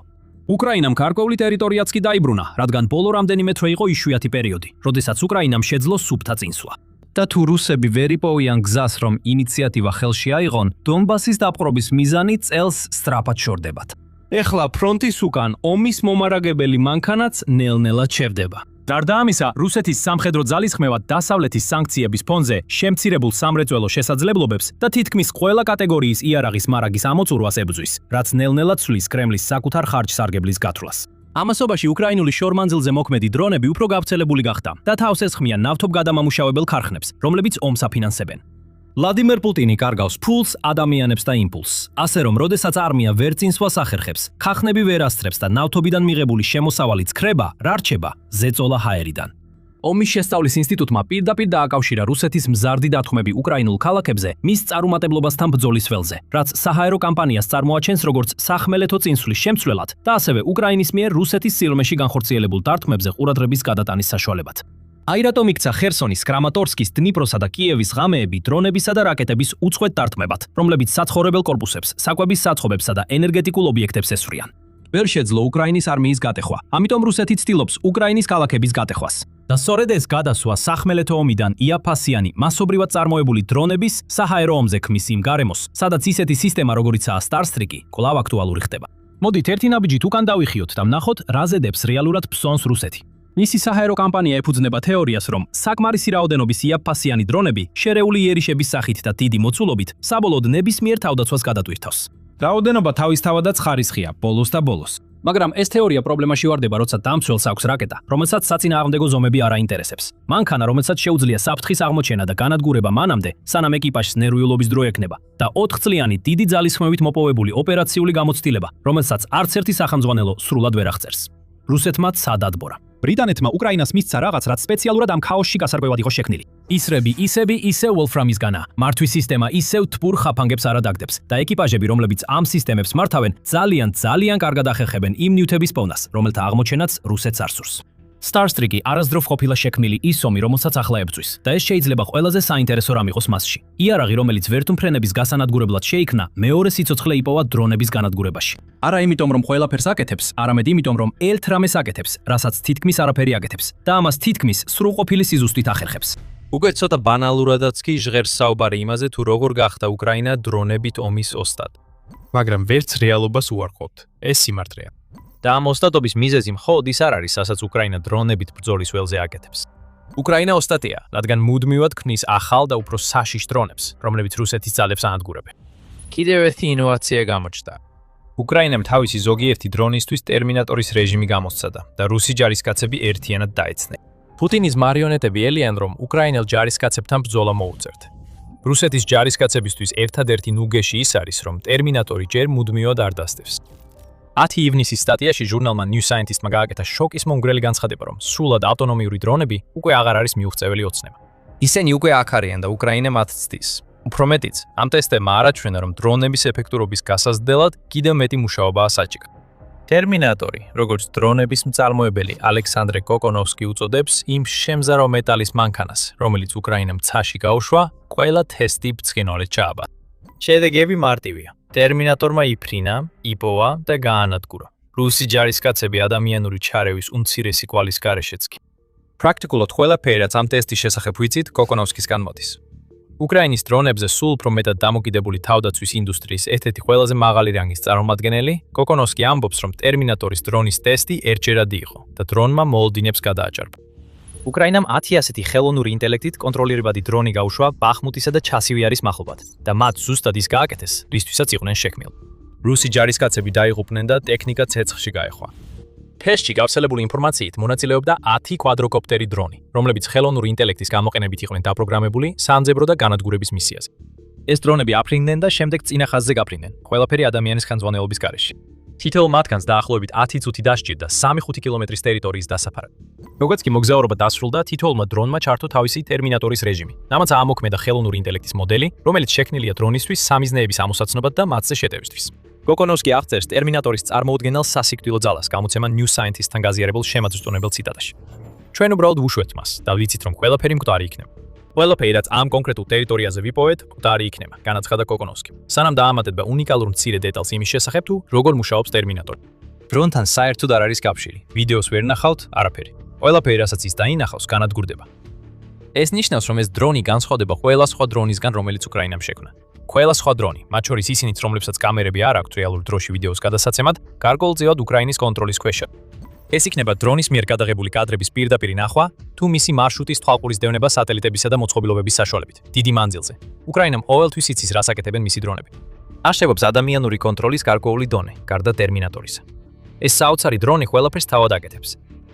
მაგრამ თუ ტერმინატორიდან ვიდეო სიგნალი არ მოდის, როგორ შეუძლია კოკონოვსკის ასე თავდაჯერებულად განაცხადოს, რომ ხელოვნური ინტელექტით აღჭურვილმა ავტონომიურმა დრონმა თავისი საქმე გააკეთა. მარტივია, უკრაინამ გაგზავნა სადაზვერო დრონები, რათა შეემოწმებინა გამოყენების შედეგები. ამ სადაზვერო დრონებმა დაათვალიერეს ადგილი, სადაც გავრცელებული ინფორმაციით ორი ჯარისკაცი და ერთი სატვირთო მანქანა იმყოფებოდა. ეს ხორცი და ლითონი არც ერთ იმ დრონს არ დაუთრამს, რომელსაც უკრაინის ოპერატორები პირდაპირ აკონტროლებდნენ. ასე რომ, მხოლოდ ერთი დასკვნა შეიძლებოდა გაკეთებულიყო. ტერმინატორმა ზუსტად ის გააკეთა, რასაც მისი ფილმის სახელწოდების გმირი აკეთებს. მასთან ვაჭრობა შეუძლებელი იყო. მასთან ლოგიკით ვერ მიხვიდოდი. მას არ ჰქონდა არც სიბრალური და არც სინანული. არ აქვს მნიშვნელობა, რას ეცდებოდნენ რუსეთის ჯარისკაცები. უგზნობი ტერმინატორი მათ დაასტევდა და ანადგურებდა. ჩვენ მხოლოდ იმიტომ ვიცით ამ ტესტის შესახებ, რომ კოკონოვსკიმ გაამჟღავნა, რომ ეს მოხდა. უკრაინის სამხედროები და თავდაცვის სამინისტრო ამ საკითხზე დუმილს ინარჩუნებენ. ამის რამდენიმე მიზეზი შეიძლება იყოს. უკრაინას შეიძლება არ სურს გაამჟღავნოს ინფორმაცია იმის შესახებ, თუ როგორ დააპროექტა და გამოიყენა ტერმინატორი, რადგან ყველაზე უმნიშვნელო დეტალმაც კი შეიძლება რუსეთს დაეხმაროს. შექმნას დრონის საკუთარი ვერსია და გამოიყენოს იგი უკრაინის წინააღმდეგ. ან, რაც უფრო სავარაუდოა, უკრაინა აცნობიერებს, რომ არსებობს ეთიკური პრობლემები დრონის გამოყენებასთან დაკავშირებით, რომელიც ადამიანის ჩარევას არ საჭიროებს. და ფრთხილობს არ გაამჟღავნოს მსოფლიოსთვის, რომ ასეთი დრონი უკვე გამოსცადა. ეს გვიყვანს ამ ამბის იმ ნაწილამდე, რომელიც პუტინსა და მის მარიონეტებს ერთობლივ შვებით ამოსუნთქვას გამოიწვევს. ტერმინატორი ახალი დრონი არ არის. ის თესტები, რომლებიც კოკონოვსკიმ გაასაჯაროა, დაახლოებით 2 წლის წინ ჩატარდა. ეტი მხრივ ეს რუსეთისთვის კიდევ უფრო შემაშფოთებელია. ტექნოლოგია, რომელიც ჯერ კიდევ განვითარების პროცესში უნდა იყოს, უკვე უკრაინის ხელშია. ის უკვე გამოცდილია, აშკარად მუშაობს და თუ უკრაინას ამის საჭიროება გაუჩნდება, შეუძლია ტერმინატორი ისევ გამოიყენოს და ფრონტზე რუსი ჯარისკაცები და ტექნიკა გაანადგუროს. მაგრამ მეორე მხრით ჩნდება კითხვა. თუ ტერმინატორი მუშაობს, რატო არ არის ის უკვე ფრონტზე? პასუხი ისაა, რომ უკრაინის მთავრობას აქვს საფუძვლიანი ეთიკური შეშფოთება ასეთი ტიპის დრონის გამოყენებასთან დაკავშირებით, რაზეც რამდენიმე წუთში ისევ დაბრუნდებით. ამ ეტაპზე საკმარისია ვიცოდეთ, რომ უკრაინის მთავრობამ აკრძალა ხელოვნური ინტელექტის გამოყენება სამიზნის დასათმელად საბოლოო ეტაპზე. ტექნოლოგია შეიძლება გამოყენებულ იქნას სამიზნის პოვნისა და თვალთვალისთვის, მაგრამ როცა საბოლოო დათმაზე მიდგება საქმე, ნებისმიერი იარაღი, რომელიც იყენებს ხელოვნურ ინტელექტს, საბოლოო ეტაპზე უნდა იმართებოდეს ადამიანის მიერ. უკრაინამ კარგად იცის, რამდენად საშიში შეიძლება იყოს ის ტექნოლოგია, რომელიც მის ხელშია. მისი ტესტები ყველაფერს აჩვენებს. უკრაინის პრეზიდენტმა ვოლოდიმირ ზელენსკიმაც კი 2025 წელს თქვა, რომ ხელოვნური ინტელექტის გამოყენება იარაღში ეხლა უნდა დარეგულირდეს, სანამ გვიან არ არის. და ყველა აშენებს დრონებს, როგორც უკრაინამ 2024 წელს გამოსცადა. ეხლა გჭირდება გლობალური წესები, თუ როგორ შეიძლება ხელოვნური ინტელექტის გამოყენება იარაღში. და ეს ისეთივე გადაუდებელია, როგორც ბირთვული იარაღის გავრცელების აღკვეთა, განუცხადა ზელენსკიმ გაეროს გენერალურ ასამბლეას. როგორც ჩანს, უკრაინამ ამ მიმართულებით თვით დაწესებული წესები შექმნა. ეს ნიშნავს, რომ ტერმინატორი ჯერჯერობით გამორიცხულია. ბევრი რამ შეიძლება შეიცვალოს, თუ რუსეთი მსგავს ტექნოლოგიას ჩაიგდებს ხელში და დაიწყებს მის გამოყენებას ბრძოლის ველზე. მაგრამ ამ დრონის უკან უფრო დიდი ამბავია ის, რომ ის შეიძლება ერთ-ერთი საწყისი ეტაპი იყოს იმ საერთო ცვლილებისა, რომელიც უკრაინამ დაიწყო თესტების შემდეგ და დღემდე აგრძელებს მუშაობას. ეს არის არმიისკენ გადახრა, რომელიც სავსეა რობოტებითა და დრონებით. 100%-იანი ავტონომია შეიძლება არ იყოს დაშვებული, თუნდაც ეს შესაძლებელი იყოს. ამ დრონის კონცეფცია, რომლის მიზანია ადამიანების მაქსიმალურად გამორიცხვა პროცესიდან და ამით მათი დაცვა რუსეთის არმიისგან, კვლავაც ცოცხალი და აქტუალური. ამ ტესტებში ჩვენ ხედავთ რობოტების აღზევების ყველაზე ადრეულ ვერსიას, რომლის შექმნასაც უკრაინა თავისი მთელი შეიარაღებული ძალებისთვის ისახავს მიზნად. და 2 წლის შემდეგ, რაც ტერმინატორი აფრინდა, უკრაინა იმ მდგომარეობიდან, როცა ტექნოლოგიასთან გამკლავებას ეჭვითა და სიფრთხილით ეკიდებოდა, გადავიდა რობოტების, დრონების, ავტონომიისა და ხელოვნური ინტელექტის თავდაჯერებულ გამოყენებაზე ისე, რომ ეთიკური დილემები არ შეიქმნას. 2025 წლის მარტის ანალიზში სტრატეგიული და საერთაშორისო კვლევების ცენტრმა ჩამოაყალიბა ის ძირითადი მიზნები, რომლებიც მათი აზრით უკრაინას აქვს, როცა ის ტერმინატორში არსებული ტექნოლოგიის განვითარებაზე მუშაობს. CSIS-ის მიხედვით უკრაინისთვის ნომერ პირველი პრიორიტეტი არის, რაც შეიძლება მეტი ჯარისკაცის გამოყანა აქტიური საბრძოლო მოქმედებებიდან და მათი ჩანაცვლება ავტონომიურად მოქმედი უპილოტო სისტემებით. ეს ნიშნავს არა მხოლოდ დაღლილობის, სტრესისა და რისკის შემცირებას, რომელსაც უკრაინის ჯარისკაცები ფრონტის ხაზზე აწყდებიან, არამედ ასევე წარმოადგენს გამოსავალს მზარდი ცოცხალი ძალის პრობლემებზე, რაც მომავალში შეიძლება უკრაინის თავდაცვის უნარიანობაზე რუსეთის წინააღმდეგ გავლენა იქონიოს. CNN-ის ინფორმაციით, უკრაინაში დაახლოებით 2 მილიონი ადამიანი იძებნება სამხედრო სამსახურის თავიდან აცილების მცდელობისთვის, ხოლო Kiev Independent-ის ცნობით კიდევ 200,000 მობილიზებული ჯარისკაცი 2026 წლის იანვრისთვის თვითნებურად იყო არ ოფნაში. ეს არის პრობლემა, რომელზეც ცოტანი საუბრობენ, მაგრამ რეალურ ტვირთს უქმნის უკრაინის თავდაცვის ძალებს, რომლებიც ცდილობენ გაუმკლავდნენ რუსეთის სტრატეგიას, რომელსაც უბრალოდ ყველაფერში რაოდენობრივი უპირატესობა აქვს. ავტონომიური რობოტული სისტემები, ან სულ მცირე ისეთი რობოტული სისტემები, რომლებიც ფრონტის ხაზზე მუშაობენ და ადამიანების მიერ კილომეტრებით დაშორებული პუნქტებიდან იმართებიან, იდეალური გამოსავალი იქნებოდა ამ ადამიანური რესურსის პრობლემისთვის. და შემცირებული რისკის პირობებში, საკუთარი ქვეყნის დაცვაში მონაწილეობა რუსეთის წინააღმდეგ ბევრად უფრო მიმზიდველი გახდებოდა იმ ჯარისკაცებისთვისაც კი, რომლებიც ბრძოლაზე მეტად გაქცევისკენ იხლებიან. თუ მათ ფრონტზე მტრის ჯარისკაცებთან პირისპირ შეხვედრა არ მოუწევთ, უფრო მეტნი აირჩევენ დარჩენასა და ბრძოლას, ვიდრე გაქცევას. მაგრამ რას ნიშნავს ეს სინამდვილეში, როცა უკრაინის აწმყოსა და მომავალს განვიხილავთ? არსებობს ორი გზა, რომლითაც ტერმინატორის აღზევება და ყველა ის მანქანა, რომელიც მისით შთაგონებულია, შეიძლება განვითარდეს. ერთი იქნება ჯოჯოხეთური სურათი, რომლის თავიდან აცილებად ზელენსკი და უკრაინა აშკარად ცდილობენ, სადაც უპილოტო და ავტონომიური მანქანები კლავენ ადამიანური ჩარევის გარეშე. მეორე გზა, როგორც ჩანს, ის არის, რომელსაც უკრაინა მიხვება. ადამიანის და მანქანის შერწყმა, რათა შეიქმნას ნახევრად ავტონომიური გადაწყვეტილებები, რომლებიც შეიძლება ტერმინატორ დრონით იყოს შთაგონებული, მაგრამ სულისა და ეთიკის ასეთი ნაკლებობა არ ახასიათებს. სანამ ორივე გზას უფრო დეტალურად განვიხილავთ, გსურს შეგახსენოთ, რომ თქვენ უყურებთ სამხედრო შოუს. სამხედრო შოუს. თუ მოგწონთ ეს ვიდეო, გამოიწერეთ არხი, რომ არ გამოგრჩეთ ჩვენი მომავალი მასალები. უკრაინის საბრძოლო მომავლის ერთ-ერთი ხედვა მოდის კიევში დაბადებული ინჟინრისგან, სახელად იაროსლავ აზნიუკი. ელექტრო და ელექტრონიკის ინჟინრების ინსტიტუტთან, ანუ IEEE-თან 2025 წლის დეკემბრის შეხვედრის დროს აზნიუკმა წარმოადგინა მკაცრი მომავლის ხედვა, სადაც ავტონომიური დრონების ჯგუფები, რომლებიც ატატარებენ სხვა ავტონომიურ დრონებს, რათა დაიცვან ისინი იმ ავტონომიური დრონებისგან, რომლებიც ცდილობენ მათ შეჩერებას. ხელოვნური ინტელექტის აგენტების მიერ კონტროლირებადი, რომლებიც სადღაც მყოფი ადამიანი გენერლის ზედამხედველობის ქვეშ არიან, უკრაინაში ნორმად იქცევენ. როგორ უნდა დაიცვა თავი ამისგან? ის კითხულობს. ამბობს, რომ მსგავს შეიძლება შეხვდეთ საზღვაო დრონებშიც, რომლებსაც უკრაინა იყენებს შავი ზღვის ფლოტის დასასუსტებლად და ტირიმზე იერიშების მისატანად. მარტივი პასუხია, რომ ვერ დაიცა. და თუ უკრაინა სრულად გამოიყენებს ტერმინატორის ტექნოლოგიას, რომელიც 2024 წელს გამოსცადა, ეს მომავალი ძალიან რეალური შესაძლებლობა გახდება. უკრაინა და ყველა მომავალი საბრძოლო ველი გადაიქცევა დისტოპიურ ჯოჯოხეთად. ის რამდენიმე ადამიანური ჯარისკაცი, ვინც გაიგზავნება, მთელ დროს დამალვაში გაატარებს, რადგან მანქანები მანქანებს ებრძვიან. მეთაურები შესაძლოა კვლავ მოქმედებდნენ, მაგრამ ისინი ისეთ დიდ დრონების გუნდებს გააკონტროლებდნენ, რომ შეუძლებელი იქნებოდა იმის კონტროლი, ვის ან რას ესხმიან თავს ისინი.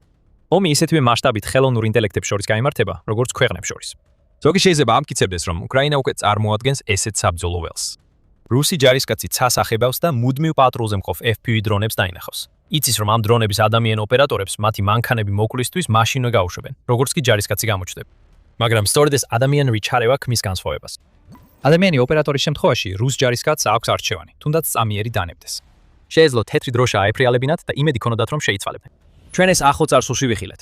2025 წლის ივლისში უკრაინის მესამე შეტევითი ბრიგადის დრონებმა და სახმელეთო რობოტებმა ხარკოვში დრონებისა და სახმელეთო რობოტების კომბინაცია გამოიყენეს რუსი ჯარისკაცების თხოვე დასაკვანად. ყოველივე ეს ისე, რომ უკრაინელი ჯარისკაცები უშუალოდ აჩარეულა. თუ უკრაინამ გამოცდილი ტერმინატორი დრონი ფართოდ გავრცელდება, არანაირი გარანტია არ არსებობს, რომ ეს ვარიანტი შესაძლებელი იქნება. გასცოდეთ, ეს დრონები დაპროგრამებულია, რომ თვალყური ადევნონ და გაანადგურონ. აქ ადგილი არ რჩება ადამიანურ თანაგრძნობას, ან თუნდაც ტყვეების ბერკეტად გამოსაყენებლად აყვანის იდეას. ეს არის დისტოპიური გაუცხოება. და სწორედ ამიტომ სავარაუდოდ უკრაინა ჯერ არ გადახავს ტერმინატორი ან მასთან მსგავსი დრონები. საცდელი პოლიგონიდან სრულ მასშტაბურ გამოყენებაში. ამის ნაცვლად უკრაინაში ვხედავთ, რომ ისინი არჩევენ ავტონომიური ტექნოლოგიის საუკეთესო ასპექტებს და აერთიანებენ მათ ადამიანურ კონტროლთან, რათა ომი არ გადაიქცეს სურის გარეშე მანქანების ბრძოლად. უკრაინა არ ერიდება ხელოვნური ინტელექტის გამოყენებას თავის დრონებში. პირიქით სინამდვილეში. უკრაინა აქტიურად ნერგავს ხელოვნურ ინტელექტს, მაგრამ ამას აკეთებს ისე, რომ ირჩევს სხვა მიმართულებას, ვიდრე იმ შემთხვევაში, თუ მთლიანად ტერმინატორ დრონზე იქნებოდა დამოკიდებული. როგორც Kiev Independent-მა აპრილში აღნიშნა, უკრაინის თავდაცვის სამინისტრომ ხელი შეუწყო ხელოვნური ინტელექტის ეკოსისტემის განვითარებას, რომელშიც 200-ზე მეტი კომპანიაა ჩართული ხელოვნურ ინტელექტზე დაფუძნებული დრონების წარმოებაში. ამ ეკოსისტემამ უკვე შექმნა 300-ზე მეტი ხელოვნურ ინტელექტთან დაკავშირებული განვითარება, რომლებიც რეგისტრირებულია Brave One პლატფორმაზე, რომელსაც უკრაინა იყენებს დრონების განვითარების საქმიანობის ცენტრალიზებისთვის. უკრაინამ ასევე შექმნა A1 თავდაცვის ცენტრი, რომელიც ხელოვნური ინტელექტის ჰაბია და უკრაინა ელოდება, რომ ის მომავლის ხელოვნურ ინტელექტზე დაფუძნებულ ტექნოლოგიებს შექმნის. ასე რომ, უკრაინა აშკარად იყენებს ხელოვნურ ინტელექტს, მაგრამ მისი გამოყენების მეთოდი განსხვავდება იმისგან, რაც ტერმინატორის ტესტში ვნახეთ. გაიხსენეთ რა ხდებოდა ბოლო რამდენიმე თვის განმავლობაში, როცა უკრაინა რუსეთის ლოგისტიკას უკანა ხაზზე უტევდა. ეს დარტყმები გადამწყვეტი იყო რუსეთის მომარაგების ხაზების მოსაჭრელად, განსაკუთრებით ყირიმში, და ისინი რუს ჯარებს იზოლაციაში აქცევს. Forbes-ის მიხედვით უკრაინა ამ მომარაგების ხაზების მოსაძებნად ხელოვნური ინტელექტის დრონებს იყენებს და ამას მინიმუმ 2025 წლის ზაფხულიდან აკეთებს. ეს ხელოვნური ინტელექტის დრონები ასრულებენ იმ საწყის ამოცანებს, რასაც ტერმინატორი აკეთებდა თავისი საცდელი გაშვების დროს. ხელოვნური ინტელექტის გამოყენებით ისინი პოულობენ, აკვირდებიან და ზოგჯერ მისდევენ სამიზნეებს, მაგრამ მთავარი განსხვავება ისაა, რომ დრონის ოპერატორებს ყველაფერი შეუძლიათ დაინახონ და ისინი ჩართულნი არიან ყველაფერში, მისიების დაგეგმიდან დაწყებული დავალების ბოლო ეტაპის შესრულებამდე, რაც თავად დარტყმის განხორციელებას გულისხმობს. უკრაინის ხელოვნური ინტელექტის დრონებს უბრალოდ არ უშვებენ ცაში, რათა მოგლა. ისინი იგზავნება კონკრეტულ ადგილებში, სადაც უკრაინას სურს დარტყმის განხორციელება. და მიუხედავად იმისა, რომ ისინი ავტომატურად პოულობენ სამიზნეებს, საბოლოო გადაწყვეტილებას ყოველთვის ოპერატორი იღებს. ან ამტკიცებს ხელოვნური ინტელექტის გადაწყვეტილებას ამ სამიზნეზე დარტყმის შესახებ. სხვა ადგილებში ხელოვნურ ინტელექტს იყენებენ სამიზნეების ავტონომიურად გასანადგურებლად, მაგრამ ეს სამიზნეები ადამიანები არ არიან. 8 ივნისის ანგარიშში United 24 მედიამ გაამჟღავნა, რომ უკრაინულმა კომპანიამ Maxon Systems-მა შეიმუშავა ახალი ხელოვნური ინტელექტზე დაფუძნებული სისტემა, რომელიც პირდაპირ ინტეგრირდება უკრაინის საჰაერო თავდაცვის რადარის ქსელში, რათა საშუალებას მისცეს ჩამთრილ დრონებს დააკვირდნენ და დაარტყან შეუმავალი შაჰიდის ტიპის დარტყმის დრონებს. ტექნოლოგია საბრძოლო პირობებში გამოცდილია და ჩამჭრების 95%-იან წარმატების მაჩვენებელს აჩვენებს, ხოლო მუშაობის პრინციპი ტერმინატორის მსგავსია. ტერმინატორის მსგავსად ოპერატორი ირჩევს დარტყმის ზონას ან სამიზნეს. ბრძანების გაცემის შემდეგ ჩამჭერი მიფრინოს. დამატებით ჩარევა საჭირო აღარ არის. როგორც კი ჰაერში აღმოჩნდება დრონი, ჩამჭერი თვითონ ადევნებს თვალყურს და ურტყამს სამიზნეს. ხელით მართვა არ აღჭირდება. ორზე არსებული ხელოვნური ინტელექტი ასევე გაწუხნილია შაჰიდებისა და მსგავსი დარტყმის დრონების ამოსაცნობად, რაც ნიშნავს, რომ მისი უკონტროლოდ მოქმედების შანსი ძალიან მცირეა. უკრაინას კვლავ აქვს ადამიანის ჩარევის უსაფრთხოების მექანიზმი, რომელიც ოპერატორს საშუალებას აძლევს შეტევა ბოლო წამებამდე გააუქმოს. შესაძლოა, რასაც აქ ხედავთ, ტერმინატორის დრონების ტექნოლოგიის ბუნებრივი ევოლუცია. ტერმინატორის სტილის ყველას განადგურების მიდგომის მიღების ნაცვლად, უკრაინის დრონების შემქმნელებმა გააუმჯობესეს ტერმინატორის შესაძლებლობები და ორის შესაძლებლობები და დაამატეს უსაფრთხოების მექანიზმები, რათა ხელოვნური ინტელექტის ტექნოლოგია მხოლოდ არაადამიანურ ობიექტებს ესმოდეს თავს და შეტევის გაუქმება ნებისმიერ დროს იყოს შესაძლებელი. ეს არის ავტომატიზაციის მომავალი, როგორც ამას უკრაინა ხედავს, რაც ნიშნავს, რომ ტერმინატორის ტესტი მხოლოდ ერთი საფეხურია. მიუხედავად ამისა, უკრაინას არ აქვს განზრახვა უარი თქვას რობოტების არმიის გეგმებზე, განსაკუთრებით სახმელეთო მიმართულებით. Defense News-მა აპრილში გაავრცელა ინფორმაცია, რომ უკრაინა გეგმავს 2026 წლის პირველ ნახევარში 25,000 სახმელეთო რობოტის გამოყენებას. და მიუხედავად იმისა, რომ ეს რობოტები ნახევრად ავტონომიურ ოპერაციებსაც კი ახორციელებენ, მათ შორის რუსული პოზიციების დაკავებასაც, როგორც ეს აპრილში ერთ გამორჩეულ შემთხვევაში ვიხილეთ, სადაც სახმელეთო რობოტებმა კრეიტების ერთ-ერთი მთავარი როლი შეასრულეს, აქცენტი უფრო სიცოცხლის შენარჩუნებაზეა, ვიდრე მის წართმევაზე. კონკრეტულად უკრაინა სურს, რომ ეს რობოტები ხელოვნური ინტელექტის ტექნოლოგიას გამოიყენებდნენ იმისთვის, რომ ფრონტის ხაზზე რაც შეიძლება ცოტა უკრაინელი ჯარისკაცი დაიღუპოს. უკრაინის სახმელეთო რობოტები ახალ ლოგისტიკურ და ევაკუაციის მისიებს ასრულებენ, სვლიან ადამიან ჯარისკაცებს, რომლებიც სულ რამდენიმე თვის წინ იძულებულნი იყვნენ ამ ოპერაციებში მონაწილეობისას სიცოცხლის რისკი გაეწიათ. Defense News-ის მიხედვით, უკრაინის შეიარაღებული ძალების გენერალურმა შტაბმა უკვე დაასახელა სახმელეთო რობოტების დანერგვა, ზოგი სრულად მართვადი, ზოგი კი ნახევრად ავტონომიური, როგორც ფაქტორი, რომელმაც პერსონალისთან არის დანაკარგები, შთამბეჭდავი 30%-ით შეამცირა. რაც ხოლა ამ მაგალითში ჩანს, ეს არის ტერმინატორის დრონების 2024 წლის ტესტების მემკვიდრეობა. რაც შეეხება თავად ტერმინატორს, ნაკლებად სავარაუდოა, რომ ის უახლოეს მომავალში ბრძოლის ველზე ვიხილოთ. ზელენსკისთან ერთად, რომელმაც გაეროს შეხვედრაზე თავისი პლატფორმა გამოიყენა, რათა ომში ხელოვნური ინტელექტის საფრთხეებზე გაეფრთხილებინა, გაეროს გენერალურმა დივანმა ანტონიო გუტერეშმა პოლიტიკურად მიუღებლად და მორალურად ამაზრზენად შეაფასა სრულად ავტონომიური მკვლელი მანქანის, როგორიცაა ტერმინატორი, იდეაც კი. უკრაინა როგორც ჩანს ეთანხმება ამ პოზიციას, რის გამოც ტერმინატორი თავდაპირველი ტესტების შემდეგ თავის ორიგინალურ ფორმაში ცაში აღარ გამოჩენილა. თუნდაც ეთიკური მოსაზრებები გვერდზე გადავდოთ, არსებობს გარკვეული შეშფოთება იმ ხელოვნური ინტელექტის მიმართაც, რომელიც ამ ტიპის დრონებს მართავს და შეიძლება კონტროლიდან გამოიდეს. დამოხდება თუ ხელოვნური ინტელექტი არასწორად იმუშავებს და უკრაინელ ჯარისკაცებს რუსებად მიიჩნევს. ასეთ შემთხვევაში მეგობრული ცეცხლი სრულიად ახალ მნიშვნელობას შეიძენს. შეიძლება კი ამას ასე უწოდოთ, როცა დამნაშავე იარაღს მეგობარი კი არა, საერთოდ არავინ აკონტროლებს. ტერმინატორმა დაამტკიცა, რომ უკრაინას შეუძლია შექმნას ის, რაზეც ბევრს თეორიულად უფიქრია, მაგრამ ძალიან ცოტა სურს ბრძოლის ველზე ნახოს. დრონის ტექნოლოგია გრძელდება ნახევრად ავტონომიურ სისტემებში, რომელსაც უკრაინა 2026 წელს ქმნის. რაც შეეხება რუსეთს, ის დიდი შვება, რომელიც ვახსენეთ, ერთ მნიშვნელოვან დათქმასაც შეიცავს. თუ რუსეთი დაიწყებს მსგავსი ტექნოლოგიის შეტანას უკრაინაში, მაშინ ყველა შეზღუდვა მოიხსნება. ტერმინატორი დრონი მზად არის. უკრაინა მიცის როგორ ააშენოს ის. დრონი საბრძოლო პირობებში გამოცდილია. საკმარისია უკრაინამ აზრი შეიცვალოს და ის ტესტი, სადაც რუსი ჯარისკაცები 2024 წელს ბუზებივით ეცემოდნენ, გახდება ახალი რეალობა, რომელსაც რუსეთის ძალები მზად არ არიან შეხვდნენ. ჯერჯერობით ეს რეალობა გარდაუვალი არ ჩანს, მაგრამ ეს არნიშნავს, რომ უკრაინა მუდმივად არ ავითარებს ახალ დრონულ ტექნოლოგიებს. რუსეთი ეგონა, რომ ჩქვიანურად იქცეოდა და ერთ შეხედვით ასე იყო კიდეც. მას შემდეგ, რაც ერთ-ერთმა ყველაზე მნიშვნელოვანმა ქარხანამ რამდენიმე დრონული იერიში გადაიტანა, რუსეთმა მთელი შენობის გარშემო უზარმაზარი კოქსის გალია ააგო, რათა იგი უპილოტო საფრენი აპარატებისგან დაეცვა. ესეც იმუშავებდა. რუსეთს ხელში დრონებისგან დაცული ციხესიმაგრე აქვს და ქვეყანას ეგონა, რომ უკრაინა უკვე გაშიფრ. უკრაინამ დაამტკიცა, რომ რუსეთი ცდებოდა. თუ დრონებისგან დასაცავად კოქსის გალიებია რუსეთის პასუხი, უკრაინამ უბრალოდ კითხვა შეცვალა. რუსეთის გეგმა მძიმე უკუშედეგი გამოიღო, რადგან უკრაინამ მაინც დაარტყა ციხესიმაგრეს. მაგრამ უკრაინამ დრონი არ გაგზავნა. მან გაცილებით ძლიერი რამ გაგზავნა. რუსეთის გეგმა მარტივი იყო. უკრაინიდან 885 კილომეტრზე მდებარეობს ჩაბოქსარი, ჩუაშეთის რესპუბლიკაში. და ამ ქალაქში მდებარეობს Near Progress-ის ქარხანა, რომელიც რუსეთის ერთ-ერთი ყველაზე მნიშვნელოვანი სამხედრო ობიექტია, რადგან ის მონაწილეობს კომპონენტების შექმნაში, რომლებიც გამოიყენება რუსეთის ყველაზე საშიში იარაღებში, მათ შორის რაკეტებში. ეს ქარხანა თითქოს ხელშეუხებელი უნდა ყოფილიყო. 885 კილომეტრის საკმარისზე მეტი მანძილია იმისთვის, რომ უკრაინას იქ დარტყმა ვერ მიეყენებინა. თუმცა უკრაინის შორმანძილზე მოქმედმა დრონებმა დაამტკიცეს, რომ მანძილი პრობლემა არ არის, ამიტომ მათ ქარხანაზე რამდენიმე შეტევა განახორციელეს. კარგი, იფიქრა რუსეთმა. გვაქვს დრონების პრობლემა, რომის არსებობაც არასდროს გვეგონა. ეხლა გამოსავალი უნდა ვიპოვოთ. ეს გამოსავალი იყო ადმინისტრაციული შენობისა და Near Progress-ის ქარხნის სახელოსნოს გარშემო უზარმაზარი მეტალის გალიის აშენება. ნაცვლად იმისა, რომ ისევ ანტიდრონულ ბადეებს დაეყრდნობოდნენ, რომლებიც ომში ხშირად გამოიყენებოდა. Defense Express-ის მიერ გამოქვეყნებულმა ფოტოებმა აჩვენა, როგორ გამოიყურებოდა შენობა მიწიდან. ხოლო Business Insider იუწყება, რომ ამერიკული სივრცული დაზვერვის კომპანია OneTour-ის მიერ გაზიარებულმა სატელიტურმა ფოტოებმა აჩვენა, რომ გალია მთელ შენობას ერტყა გარს. ლოგიკა გამართული იყო. ეს ქობგალიები, როგორც ხშირად დამცინავად უწოდებენ, მიზანს ერთი მიზნით აკრავს გარს.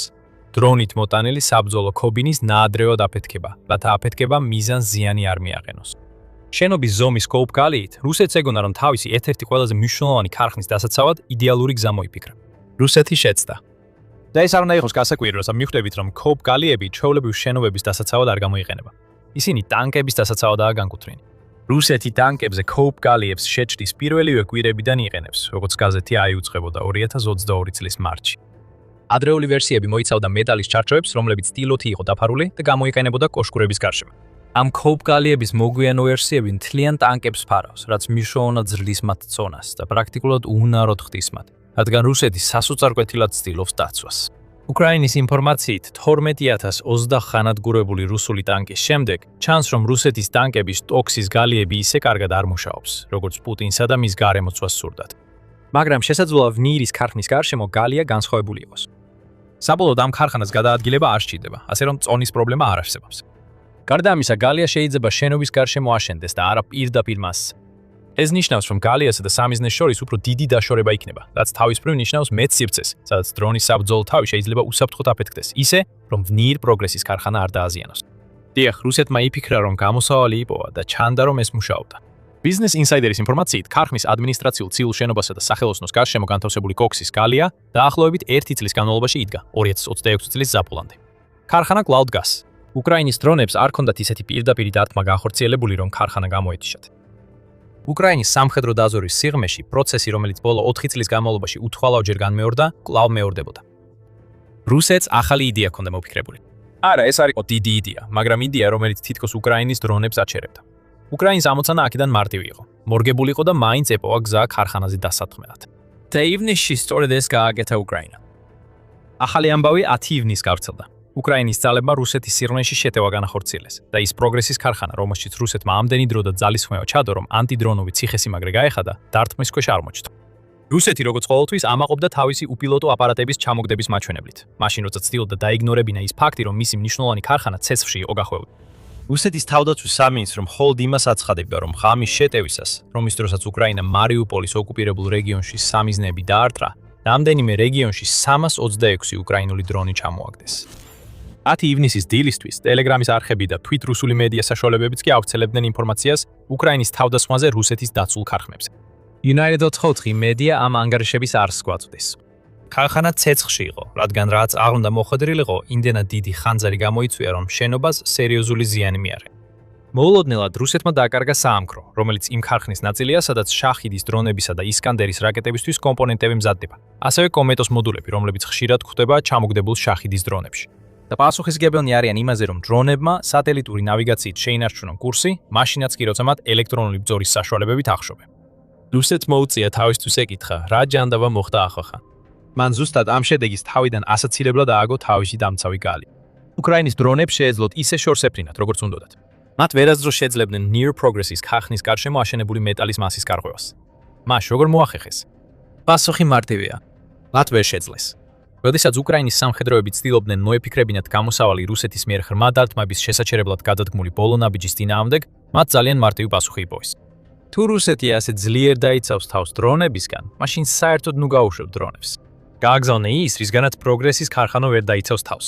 რაკეტა. რუსეთმა დრონების საწინააღმდეგო გალიები რაკეტების ბრძოლაში გამოიყენა და შედეგად პროგრესის ქარხანა დაზარალდა. უკრაინის პრეზიდენტმა ვოლოდიმირ ზელენსკიმ X-ზე დაწერა, რომ უკრაინის პასუხი რუსეთის ჯავშანგალიებზე იყო ის, რომ მათ გამოიყენეს თავიანთი არსენამის ერთ-ერთი ყველაზე ცნობილი ფრთოსანი რაკეტა.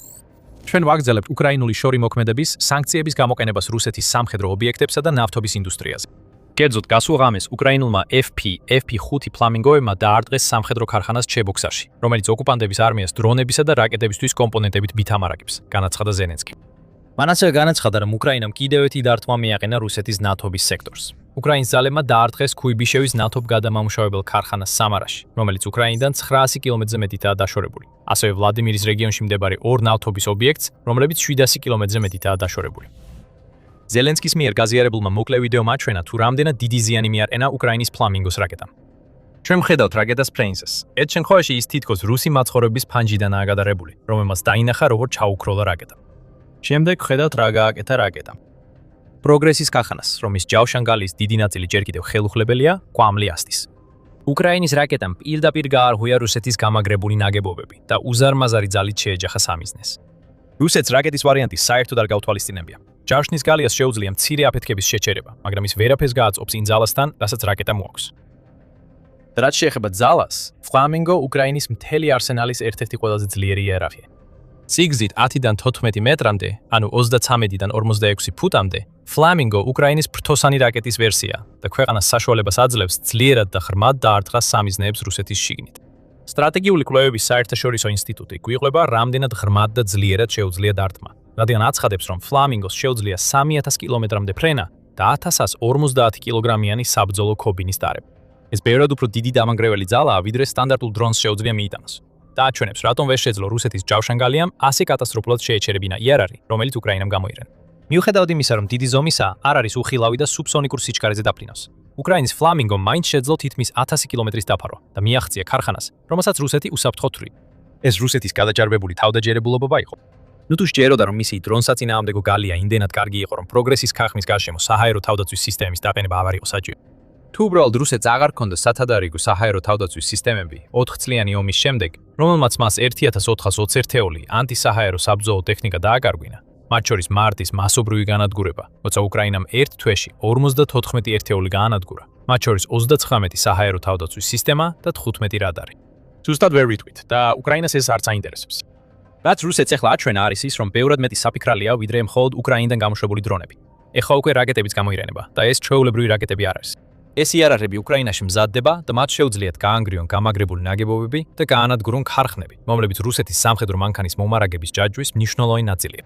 ფლამინგო უკვე გარკვეული დრო არსებობს, მაგრამ 10 ივნისი შეიძლება ჩაითვალოს ამ რაკეტის დებიუტად, რადგან მან ზუსტად ის გააკეთა, რაც უნდა გაეკეთებინა. დაარტყა ღრმად, ძლიერად და გადალახა ყველა ის დაცვა, რაც რუსეთს ჰქონდა მოწყობილი. რუსეთს სურს დრონებისგან დაიცვას თავისი შენობები, მაგრამ უკრაინას ეს არ აინტერესებს. ის რაკეტების რევოლუციის შუაგულშია, რაც მთლიანად შეცვლის ომს რუსეთთან. მაგრამ სანამ ამაზე უფრო დეტალურად ვისაუბრებთ, შეგახსენებთ, რომ თქვენ უყურებთ სამხედრო შოუს. თუ არხიდან ინფორმაციას იღებთ, აუცილებლად გამოიწერეთ, რომ არც ერთი ჩვენი ვიდეო არ გამოგჩეთ. დავითხოვთ ფლამინგოთი. ჩვენ ვიცით, რა შეუძლია ამ რაკეტას და განადგურებული გალია და დამწვარი კომპონენტების ქარხანა პუტინისა და მისი გარემოცვის ყურადღების ცენტრში მოექცა. მაგრამ ეს რაკეტა მხოლოდ სიშორითა და სიმძლავრით არ შემოიფარგლება. როგორც ვიკრამ მიტამა აღნიშნა Forbes-ის 13 მარტის სტატიაში, ფლამინგოს რაკეტამ სრულად შეცვალა უკრაინის ომის დინამიკა. იმ დროისთვის Flamingo არა მხოლოდ მასობრივად იწარმოებოდა, არამედ უკვე მუდმივ ოპერაციულ გამოყენებაში იყო შესული. რაც მას უკრაინის ხმა დარტყმის სტრატეგიის მთავარ კომპონენტად აქცევს, რომელიც მიზნად ისახავს რუსეთის საერო თავდაცვის გაწელას და იმ სამიზნეების განადგურებას, რომელთა დაზიანებაც უკრაინას 1 წლის წინ, სანამ მისი ვარდისფერი რაკეტა გამოჩნდებოდა, არ შეეძლო. მიტალმა გაამხილა, რომ უკრაინამ უკვე განახორციელა რამდენიმე დარტყმა რუსეთის მაღალი ღირებულების სამიზნეებზე და ყოველი მომდევნო დარტყმა სამ შემაშფოთებელ ტენდენციას აჩვენებს რუსეთისთვის. პირველ რიგში ზალპის ზომა იზრდება. ცალკეული გაშვებებიდან კოორდინირებულ 4-დან 6 რაკეტამდე ზალპებზე გადავიდა. მეორე სამიზნის მანძილი გაიზარდა, ხოლო ბოლო დარტყმა რუსეთის სიღრმეში განხორციელდა. მესამე, რაკეტის ეფექტურობა როგორც ჩანს უმჯობესდება, რადგან რამდენიმე რაკეტამ რუსეთის საჰაერო თავდაცვის სისტემები გაარღვია და მიზნობრივ ობიექტებს დაარტყა, აცხადებს მიტარ. როდესაც ამ სამ ტენდენციას ერთად განვიხილავთ, ისინი უკრაინის შორ მანძილზე დარტყმის სტრატეგიას ქმნიან. ისინი მომწიფდა, რომ ახლა არა მხოლოდ უფრო ძლიერად უთხრამს ვიდრე ადრე, არამედ კიდევ უფრო საშიში გახდა იმითაც, რომ შეუძლია Flamingos ტიპის რაკეტები და დრონები ისეთი რაოდენობით გაუშვას, რომ რუსეთის საერო თავდაცვა ვერაფერს გააწყობს მათ წინააღმდეგ. შეიძლება გახსოვთ, რომ რუსეთმა განაცხადა თითქოს იმ დღეს, როდესაც Flamingom დაარტყა პროგრესის ქარხანას, 326 დრონი ჩამოაგდეს.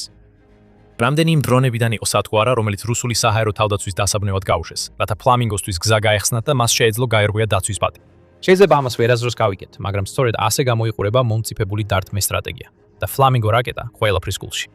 მაგრამ უფრო მეტიც, Flamingos შექმნა უკრაინის თავდაცვის ინდუსტრიის ახალი სიმწიფის დონეს წარმოადგენს. 2022 წელს ისეთი დარტყმა, როგორც 10 ივნისს ვიხილეთ, შეუძლებელი იქნებოდა, თუნდაც იმ რაკეტებით, რომლებსაც უკრაინის დასავლელი პარტნიორები ქვეყანაში აგზავნიდნენ. 4 წლის შემდეგ უკრაინას არა მხოლოდ აქვს საკმარისი ტექნიკური ცოდნა საკუთარი ფრთოსანი რაკეტების ასაშენებლად, არამედ შეუძლია წარმოების გაზრდაც იმ დონემდე, რომ აღარ უწევს ამ რაკეტების მარაგის დაზოგვა მხოლოდ იშვიათი დათმობისთვის. უკრაინის აქცენტი ოპერაციულ სიცოცხლის უნარიანობაზე და არასრულ ყოფილებაზე ნიშნავს, რომ მას შეუძლია Flamingos ტიპის რაკეტების მასშტაბური წარმოება. რაც იმას ნიშნავს, რომ რუსეთის მთელი სტრატეგია, რომელიც დისტანციასა და ანტიდრონულ დაცვაზე იყო დაფუძნებული, მნიშვნელობას კარგავს. ეს სტრატეგია აღარ იმუშავებს. უკრაინას აქვს პასუხები ყველა იმ თავდაცვით კითხვაზე, რომელსაც რუსეთი სვამს. როგორც არ უნდა იყოს ეს შემაშფოთებელი პუტინისთვის და მთლიანად რუსეთისთვის, აქ უფრო დიდი სურათი გვაქვს. ეს მხოლოდ Flamingo არაა, რომელიც ანტიდრონულ გალიებს ანგრევს და პუტინს ფეხებს აწახცახებს. რასაც აქ ხედავთ, არის რუსეთის წვალება და უუნარობა შეაჩეროს უკრაინის ხმა დარტყმებ.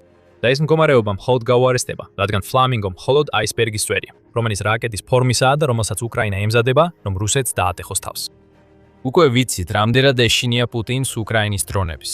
სწორედ ამ შიშის გამო აიგო ჰობე პროგრესის ქარხნის გაშენა. და სწორედ ამიტომ დააყენეს ანტიდრონული ბადეები პუტინის რეზიდენციის გარშემო ვალდაიში. რუსეთის ლიდერს სჯერა, რომ თუ უკრაინა ზიანს მიატენებს, ამას ყოველთვის დრონებით გააკეთებს, მაგრამ ის ცდება. 10 ივნისი და Flamingo ამას ამტკიცებს. მაგრამ რუსეთისთვის ბევრად უფრო დიდი პრობლემა ის არის, რომ უკრაინა ახლა გადადის რაკეტებზე, რაც რამდენიმე წლის წინ ვერავინ წარმოიდგენდა.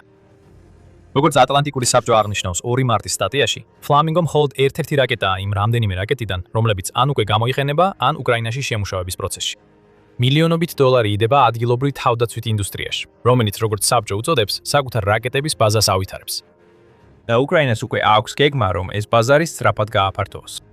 უკრაინამ უკვე იცის, როგორც აახალისოს იდეები, ხელი შეუწყოს განვითარებას და გაზარდოს წარმოება, რადგან ბოლო რამდენიმე წლის განმავლობაში დრონებთან მუშაობის გამოცდილება აქვს. და იგივე კონცეფციების უმეტესობა რაკეტების ბაზარზეც იმუშავებს.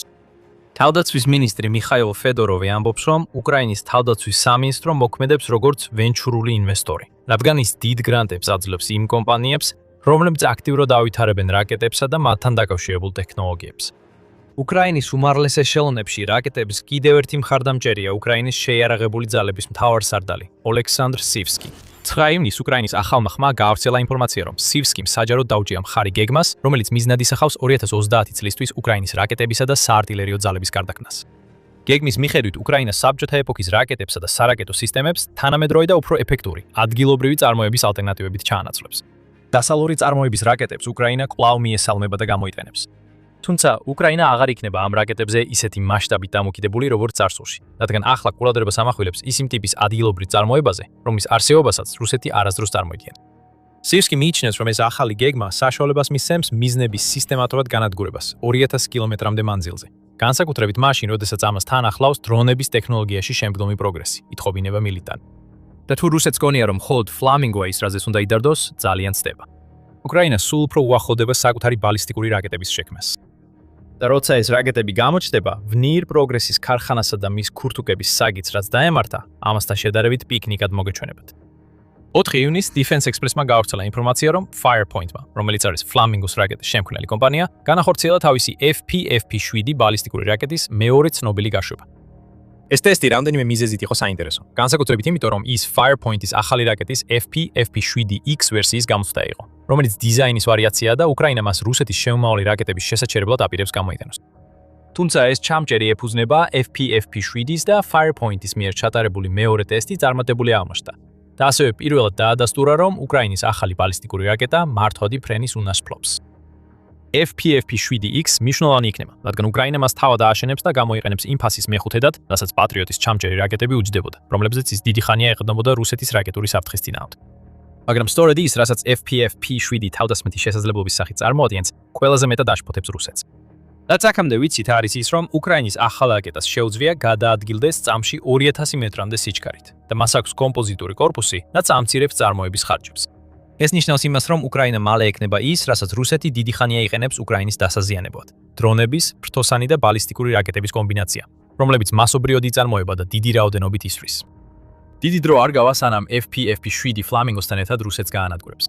და თუ სამხედრო ექსპერტი პაოლო ნაროჟნი მართალია, უკრაინა მალე შეძლებს იმდენი ბალისტიკური რაკეტის წარმოებას, რომ რუსეთს სერიოზულ ზიანს მიარენებს.